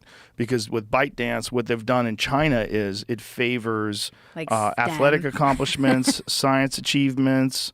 It favors martial arts, traditional dance. It favors very positive things. And ours is like, here's a gender transitioning person losing their mind. Right. But if you're into that, it'll show you that. Like they're not showing that to my kids. It's showing that to people that click on that and become engaged with that. And then it highlights the things that you find that you're interested in. But what if you click on it just out of curiosity? Then does it keep Gets feeding ya. you that? Oh, yeah. Yeah, and then you're curious, right? That means you're interested. It doesn't know why you're interested. It just knows you're interested. Yeah. What do you think about all the AI advancements lately? It scares the fuck out of me. Like, the did you see Chat that- GPT thing is bananas. Did you see that Shapiro deepfake that someone did recently that was so creepy? Oh, yeah. Well, there's crazy deep fakes. There's one that Duncan put up. Go to Duncan Trussell. Well, no, actually, Duncan used 1 minute of Biden talking, and he wrote this like ridiculous plot and then used a deep fake of Biden's voice with an animated character of Biden. Pull that up off of Duncan's Instagram because it's amazing. So this is 1 minute. Go to a thing we don't know, an unconed thing. They said you going to do it down to the vehicle, Silvercraft. They said it's the size of a car. I said, show me a picture of it. Well, when I was a kid, it would be the size of, a tenth of a card. I'll tell you a story. A kid size of a pebble, just this big, kid size. Only had a slingshot, and they said to the kid, you won't be able to get him down. The kid was Daniel, and he took out Belith. And that's what it's about in America. I ordered a shoot down. Now it's down. Problem solved. Thank you. And that's amazing. That's 1 minute of this shit. Yeah. Yeah. They're also using deep fakes of people to make ads now, and that's become an issue where they're using people's voices. Yeah, I was reading and video as well. Something about in the art world, you have to be careful when you sign contracts in Hollywood or somewhere where they're kind of building in the ability to use your likeness in like deep fakes and in AI. So you have to make sure when you're signing your contracts that you're not signing away the rights to use your likeness or image or voice. Oh, it's with voiceover people. That's who it's with. Makes sense. Because if you've done voiceover for a book, they don't need you anymore. They've got you. If you've done a book, that's so many hours of audio. Yeah. We're good.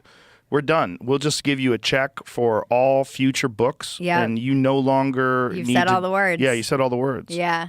It's real weird. And illustrators are fucked. Because people that used to do animation for, animated shows and things like that, they no longer need artists. I know. They no longer need artists for advertisements. They can make, we highlighted, I highlighted on my Instagram, they did the art of Alex Gray. And they did a series of images in the art of Alex Gray, and they look exactly like something Alex Gray would do. And they probably generated them in a couple of minutes instead of months and months of Alex Gray laboring and painting by hand. And obviously it's not as valuable or as interesting because it's not coming out of an individual's hands, and that's what we like about art. Yeah. Like Taylor Bose made this painting of Mitzi Shore. Yeah. Like that painting is very, very important to me because I love Taylor. He's a great guy. He's a friend of mine, and he's an artist, a real artist, and he made that. And he also made the Jimi Hendrix that's out there. Yeah, I love that one. I love it too. But it's like someone could make art in the style of Taylor Bose and do it that way. Yeah. And it would be indistinguishable. Yeah. That's a very strange thing for illustrators and for artists. And you're seeing these artists rallying against this, rightly so, because it's probably going to take work away from them, and it's probably going to devalue their contributions. Yeah, and not to mention the fact that they're scouring the internet learning from them. Oh, yeah. It scours everything. It's not just scouring them. You can have a combination of like Jackson Pollock and Alex Gray. You could combine things. It's writing stand-up. Like, it'll write stand-up in the style of Mitch Hedberg or write stand-up in the style of Bill Burr. Oh, I'm done. I'm a writer. Crazy. I could just be like, write a blog with this topic in my voice if I give it enough information. I'm sure people are doing that already. And people are definitely writing term papers, and they're definitely like cheating on high school exams with it. The Atlantic had a whole article about like how it's the death of homework, basically. Yeah. Because you can get an individual, completely original essay every time. Mm-hmm. It's not like it'll write the same one. And if you put your enough of it's I don't know. It's strange though. I wonder what the reaction will be to that. If it will become a hyper authenticity. People will become more. There's always a blowback. So will people be craving more authenticity? Well, there's definitely going to be people that cherish authenticity. The problem is we're only dealing with ChatGPT 3.5. I know. This is a singularity. We're on the direct ascent portion of this. We're past the curve. Yeah, I agree. Yeah. Well, if you talk to Lex Friedman about it, are you friends with Lex? I wish I was. I'll connect you guys. I You'll love become friends Lex. while you're here. He's I love him like to death. I just love how much love he puts out into the world. That's really who he is. Yeah. It's not bullshit at all. He's a fascinating and wonderful person. Yeah, I would love him to talk to him death. about this. I love him to death. He's one of my favorite people. And Yeah. I love talking to him, and he's so good, even in the face of attacks and criticism. He got so much shit for stupid book lists that he put. The internet is such a bully. Yeah. Like, you're just bullying this guy for putting out a book list? Well, they were bullying the idea that he could read these books so quickly. They could read a book a week. There was that, but they were also bullying the book list itself. They're like, this is like a basic high school book list, but I haven't reread a lot of those books since high school. That's the thing. He's rereading them. Yeah. These are all books that he's already read, but I agree that you can't read War and Peace in a week. I don't know if you wrote War and Peace in that list, but some of, I think... you could read Animal Farm in a week. You could read On the Road in a week. Yeah. You know, he wrote it in a day on benzo or whatever. Like, he wrote it in a week. Was he on benzos when he wrote it? Have you ever seen the original? It's like one long sheet. He wrote the whole first draft on just a long spool of paper that it's Really? like straight. The guy was. I love Kerouac though. I love all of his stuff. I don't think I've read that since I was 18. It's so good. It really is. When you read it, you're like, yeah, this is why it's a classic. One of my favorite books, and the reason I always wanted to learn Russian was Crime and Punishment. It's just so brilliant. I think that was on his book list too for a week. Okay.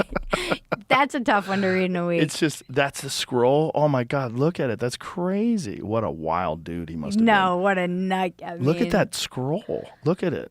That's something, if I had billions of dollars, I would want to own. Oh my God, how much is that worth? I don't know.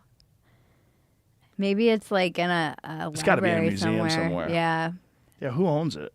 It's so crazy. Just imagine that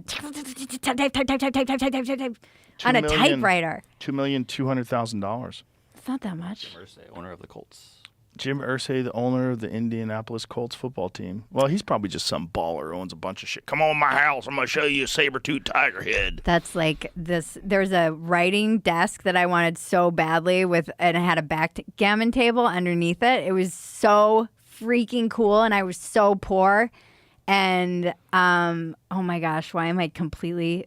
Robert Downey Jr. swept in with his bags of money and bought it. It was from down the street, this little place. And I was like going to try and do it on layaway because I knew the woman and I was so broke and I wanted it so badly. And I went in and I was like, here's my contribution to this back. I would go in and look at it every day because I'm How like... much was it?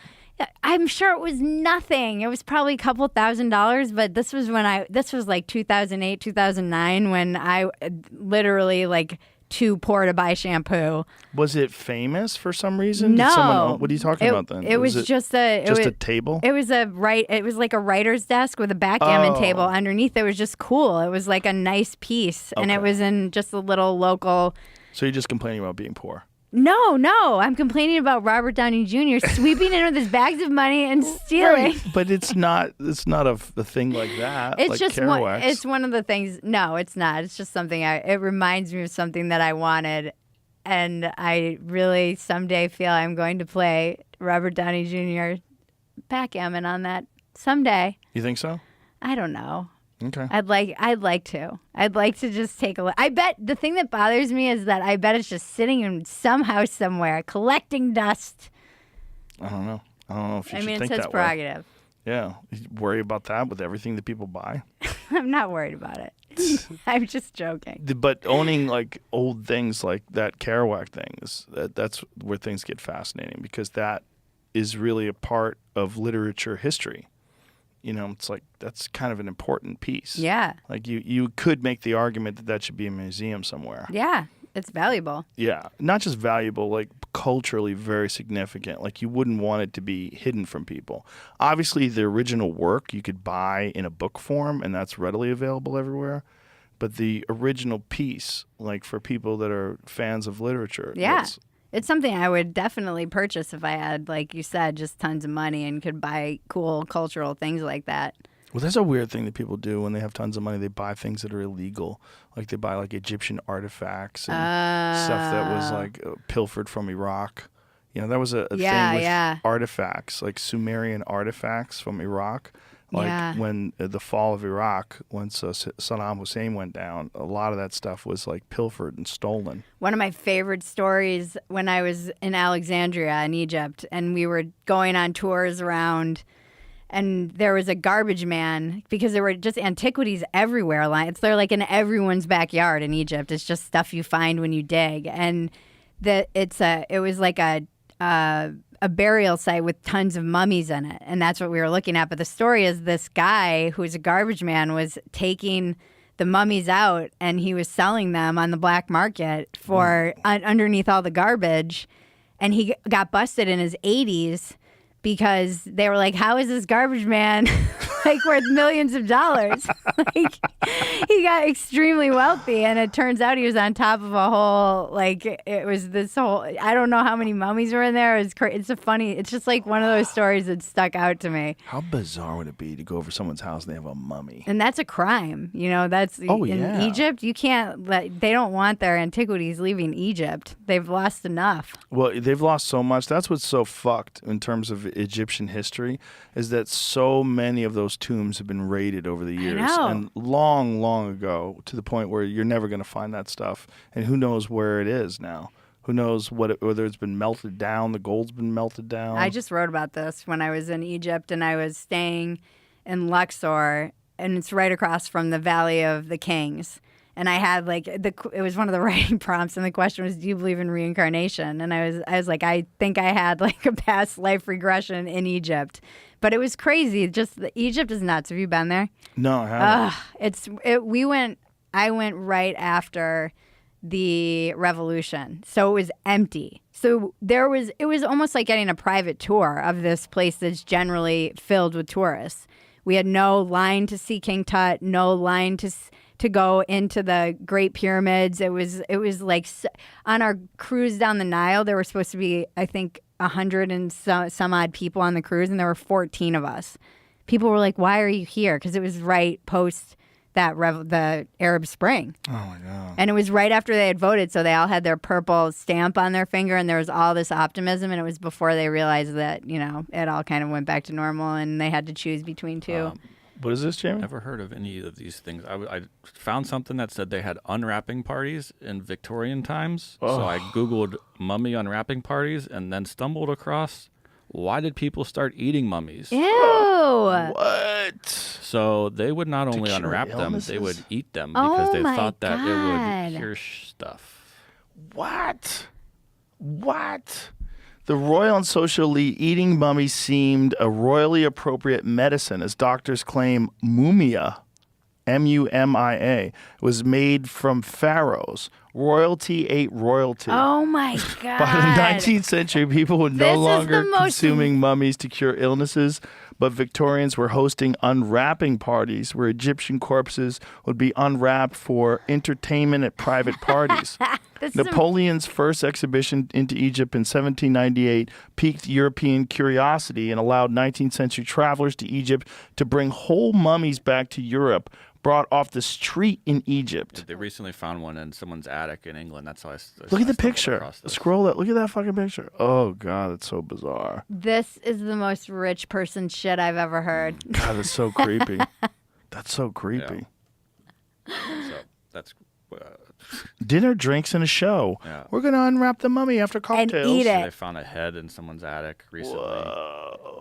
Whoa. Yeah, because there was like a real big Egyptian kind of fetish that was happening during when they opened up to going into Egypt and exploring, and it became kind of all the rage, and I think in like European culture they became all obsessed with it. When you went there, how many days did you spend? God, I was there a little over 2 weeks. Wow. Yeah, it was amazing. We started in Cairo and then stayed right by the pyramids and saw Saqqara. We went down to Luxor, took a there's tons to see in Luxor. Took a Nile cruise, which I would do again in a heartbeat. It was amazing. And you just kind of float down the Nile and then stop, and there are all these amazing artifacts that you stop and see and get off. And then we stopped. We went to Nubia and then flew down and saw the big. Oh, I'm blanking. The big Ramses. They're huge. What's the name of it? It's south. And then flew back and went to Alexandria, which I loved. There's just something very cosmopolitan about Alexandria, and we were with a bunch of locals. One of my mentors in Cairo was Henny, rest in peace. He was an artist and had all these young art students who lived in Alexandria, and they took us out and we played dominoes and like the Egyptian dominoes and the drinking tea, and went to this amazing Mediterranean restaurant and ate. There's just so much history there. It's so wild, and just Alexandria feels like one of those cities that's just been burned to the ground, and it's like Barcelona in that way. Yeah, and the crossroads of all the cultures mixing. It was. I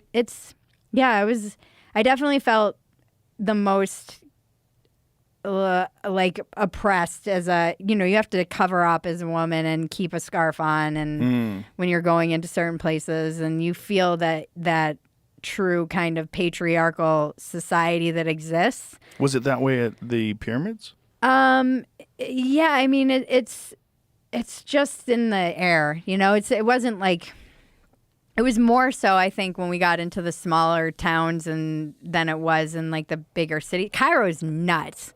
Cairo is madness. The people it's like LA traffic. It's just but crazy. People are driving everywhere. It feels very. At that point, too, there was no one really in charge, so it felt very crazy and lawless and in Egypt at that time. It was what did it feel like to be around the structures?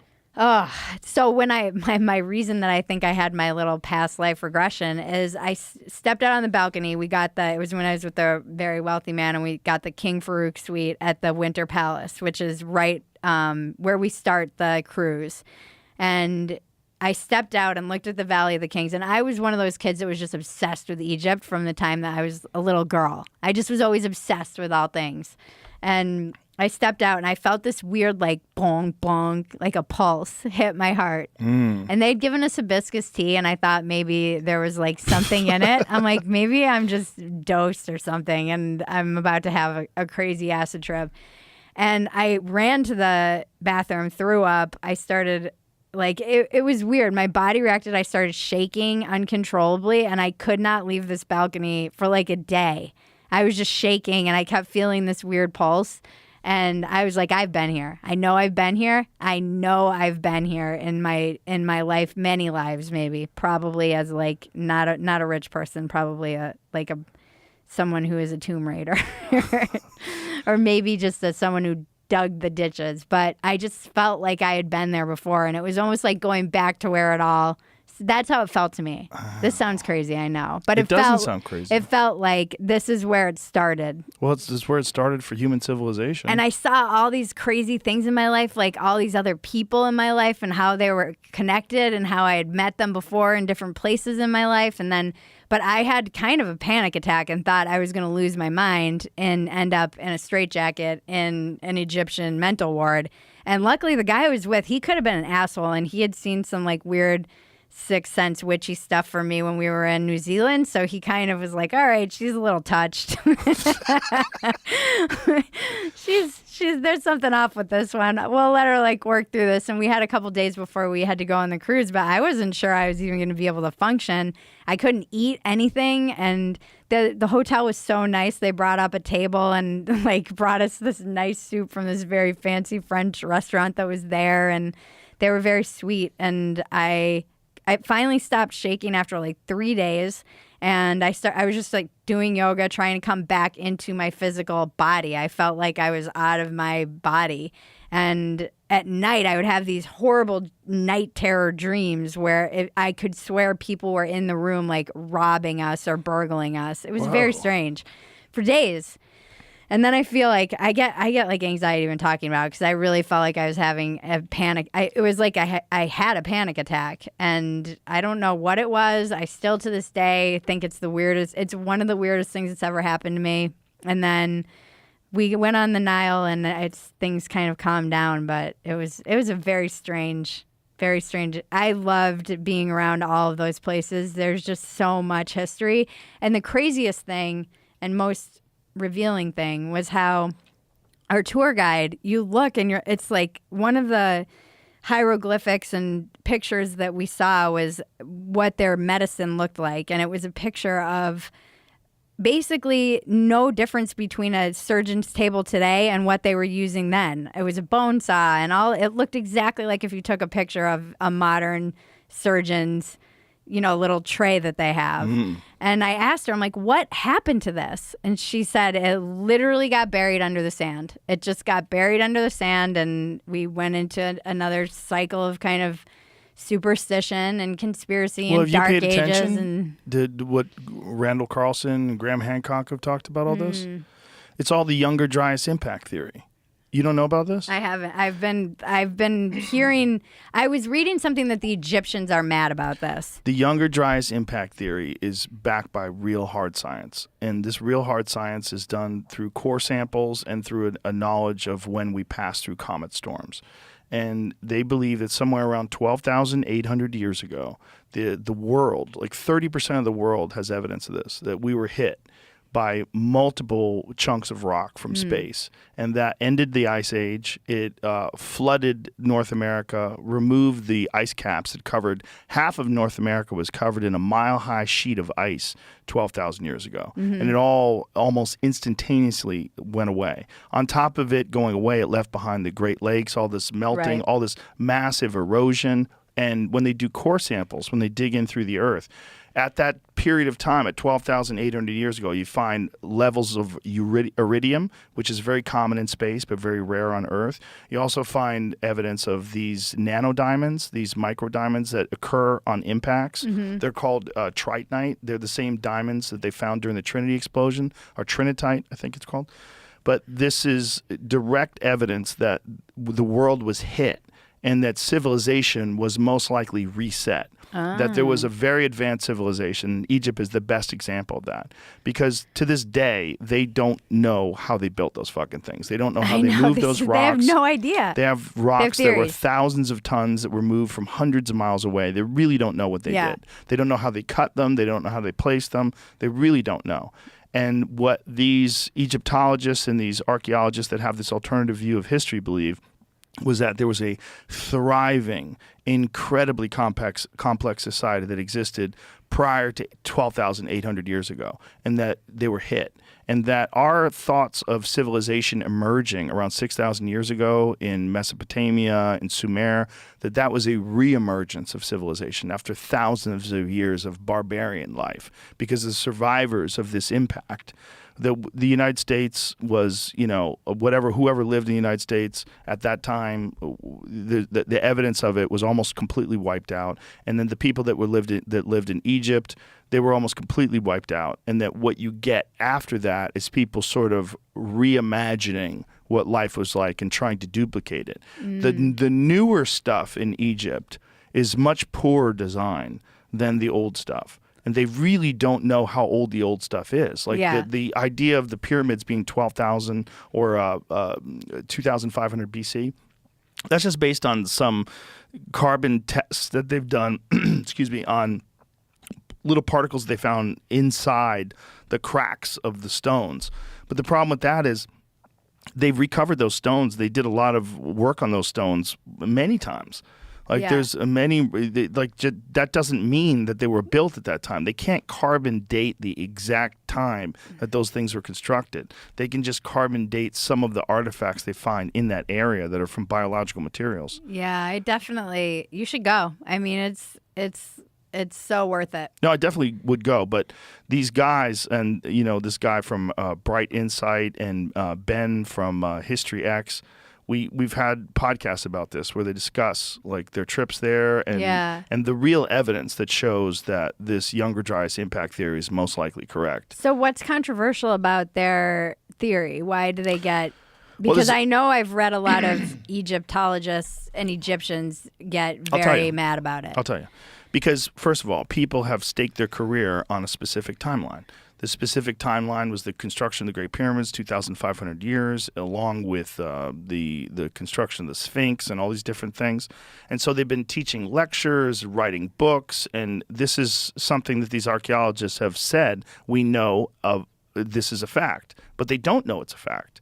And the more one of the things that they said back then when they were challenged, because there's a guy named Dr. Robert Schoch from the Boston University, and he's a geologist. And one of the things that he said is there's very clear water erosion around the Temple of the Sphinx that indicates thousands of years of rainfall. The problem with that is the last time there was heavy rainfall in the Nile Valley was like 9,000 years ago. Right. So that would fuck with any timeline that placed the construction of that at 2,500 BC. Okay. So they think it's thousands and thousands of years old. So this is hard science in terms of geology and erosion.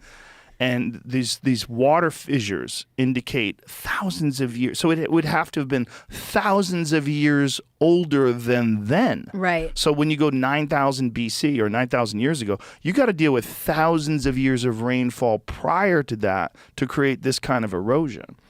And so when they went to these Egyptologists and they presented this data, they mocked them, said, what evidence is there of an advanced civilization from 10,000 years ago? There was none at the time. But then they found Göbekli Tepe.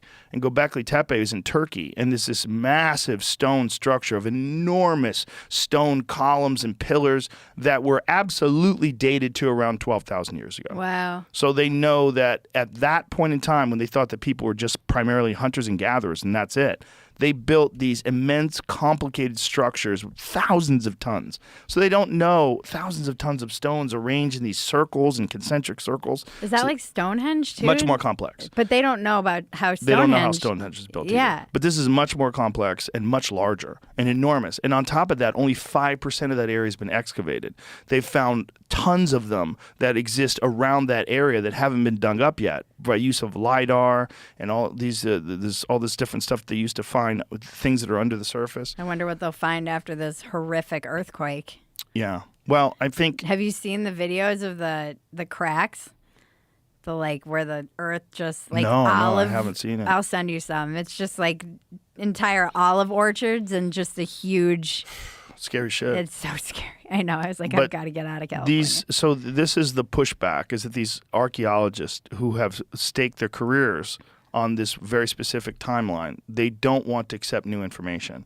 So they're being very dogmatic about it. Oh, okay. And it's a lot of ego-based stuff because they are the ones who are in possession of the truth. They're the ones that tell people what the age was. They're the experts. Right. But it turns out these experts are being challenged, like in many other places, by people that are independent researchers that are objective and open-minded and are just dealing with the evidence.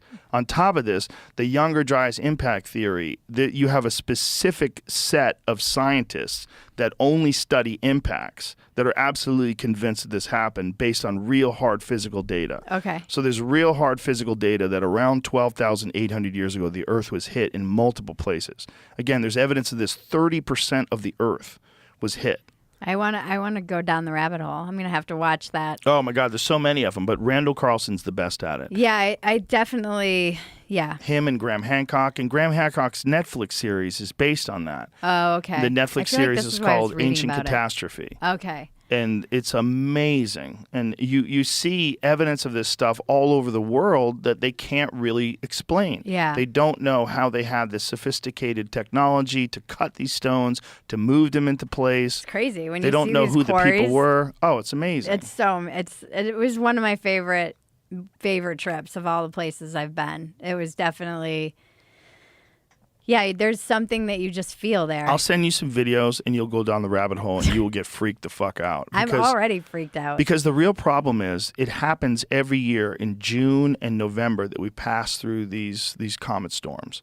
and most of the time you just hit meteor showers and you Right. see them in the sky. But every now and then we get whacked, and we get whacked on a regular basis. And there's plenty of evidence. There's 5,000 years ago, outside of Australia, we got hit. Yeah. There's evidence at Antarctica. In Antarctica, they recently found a crater, this massive crater that indicates that got hit. Wow. What's that? I didn't know the sound was on. What are you playing? There's a meteor just came in France 2 nights ago or something. Oh, Jesus. Oh, is That's that what the I was looking comet? Well, they also think That that was the green. It was like the they green also comet. think that, look at this. Or the meteor. Yeah. Oh. They also think that this was responsible for that meteor that hit Siberia in the early 1900s. Okay. This was the one that was Tunguska. I don't even remember all this stuff. But that was a big one that it flattened and it exploded in the atmosphere above the forest and flattened millions of acres. And to this day, they're still fucked. I mean, we don't know anything. And it also happened during the same time of year.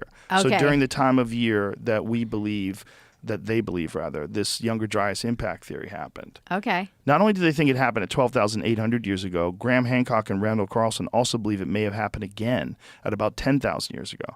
So these people had like a chance to regroup and then boom, got rocked again. Well, that's what she said when she said it literally got buried under the sand. I was like, how? That's it. And she was like, bah. She's They kind don't of. know. They don't know. Yeah. And it's weird. You'll see one of the cool things in some of the places where you go and look. You'll see where like the Coptic Christians. Am I saying that right? Coptic? I think? Coptic. Not sure. They defile like the old. They'll like scratch out the eyes, but it's all along the top because there was so much sand and all of the. You can Yeah. see like most of it was buried. Well, not only that, there's different layers. There's Old Kingdom stuff, and the Old Kingdom stuff appears to be even more sophisticated construction methods with larger stones. And that's below some of the stuff they think is more modern. And a lot of that is buried in sand, and they have to dig it out. Right. They don't even know if there's more stuff there that they haven't discovered yet. Yeah. It's crazy. But when you hear Randall Carlson and Graham Hancock, these guys that have dedicated decades to discovering this, they think that this is very clear evidence that human beings are a species with amnesia, and that we think that we are on a linear time path of progression and technological evolution. No. And he doesn't think so. And he thinks that there was a completely different path of technology that existed back then, and that they were using something to move these things, whether it's sound or some hereto unknown technology currently, that they use this to move these rocks and cut these things and put them in place in this incredible precision that we don't even understand today how I they know, did it. that's what's so crazy. It's amazing. And the fact that these people, even if it happened at 2,500 BC, it's still fucking amazing that 4,500 years ago people were that sophisticated. Yeah, that was the thing that struck me the most when I was there, was when you actually see that stuff in person. You're like, how did we know how to do this and forget? Yeah. Well, there's also some stuff that's even more, that's insanely complex, that is almost impossible to imagine how they did it, is these vases. They made these vases totally out of stone, and they're perfectly symmetrical. They're so symmetrical that the distance between them, the variation is like 1/7 of a human hair. Yeah. And they have handles on them. So they don't know, they didn't turn them on a lathe because they have these handles. It's one piece of stone that they carved into these perfect vases. And then there's also these statues that are perfectly symmetrical. Yeah. So these carved statues where the distance between the eyes, the distance of the cheeks, the nose, everything's perfect. And it's carved out of stone. Yeah. Like, how the fuck did they do this? That was like I want to find the name of the place that I went. It was with the Ramsey statues, because they had to move it. It's a UNESCO World Heritage Site, and they had to move it because of the dam. Yeah, so they had to cut them and But replace them. they had to replace them in the right precision, because the way it was lined up with like the equinox or something that Yes. perfectly hit. I'm like, Yes. how? Yeah. How did they do that? Abu Simbel. Thank you. Yeah, Yes. The temples that moved. Yeah, they had to move them. That place is amazing. It's all incredible. The Yeah. fact that this existed thousands and thousands and thousands of years ago, when we thought of people of being just like using fucking copper tools and No. like shooting at They each were other with doing bows like and arrows. surgery, like Yeah. we're doing it today. I mean, Yeah. it's crazy. It's pretty amazing. Yeah, I've never been to Israel. I really want to go there too. There's just that whole region. It does feel just like Yeah. it's that place is really worth. It's like a day flight that you take down there, but it's well worth it. It's the beginning of human civilization as far as we know it. And most likely that's what's left because it's the most immense and the most complex and the most timeless structures. Because even if the earth is fucked and covered in dirt, those things are made out of stone. Yeah. And 2,300,000 stones in the Great Period that weigh tons. I know. It's And they're moved crazy. from quarries hundreds of miles away to this incredible precision. Yeah, it's crazy. They think that human civilization at one point in time was very, very, very sophisticated and very complex. And we were much more advanced than even we are now in terms of our construction methods and our ability to move things, and that they had some different kind of technology. I wonder And what if it we think was. of our technology currently, right, and compare our technology currently to the technology of just 500 years ago, which is nothing back then. Yeah. I mean, the distance in time. It's unrecognizable. Yeah. 500,000 years ago, or 500 years ago, you have no internal combustion engines. You have no machines and trucks and no cranes, and you have no video. You have no cameras. Yeah. You have nothing. You have nothing that we enjoy today that we think of as sophisticated modern technology. So all this stuff can emerge so quickly today that if you imagine. They used to think that human beings in this particular form, the way we are now, we're only like 50,000 years old or 100,000 years old. Now they're going back 200,000 years Yeah. ago, 300,000 years. It might be a million years. Yeah. So that's so much time for people to innovate and advance. Yep. And advance to a point in a different way than we have advanced today. Yeah. That's what's so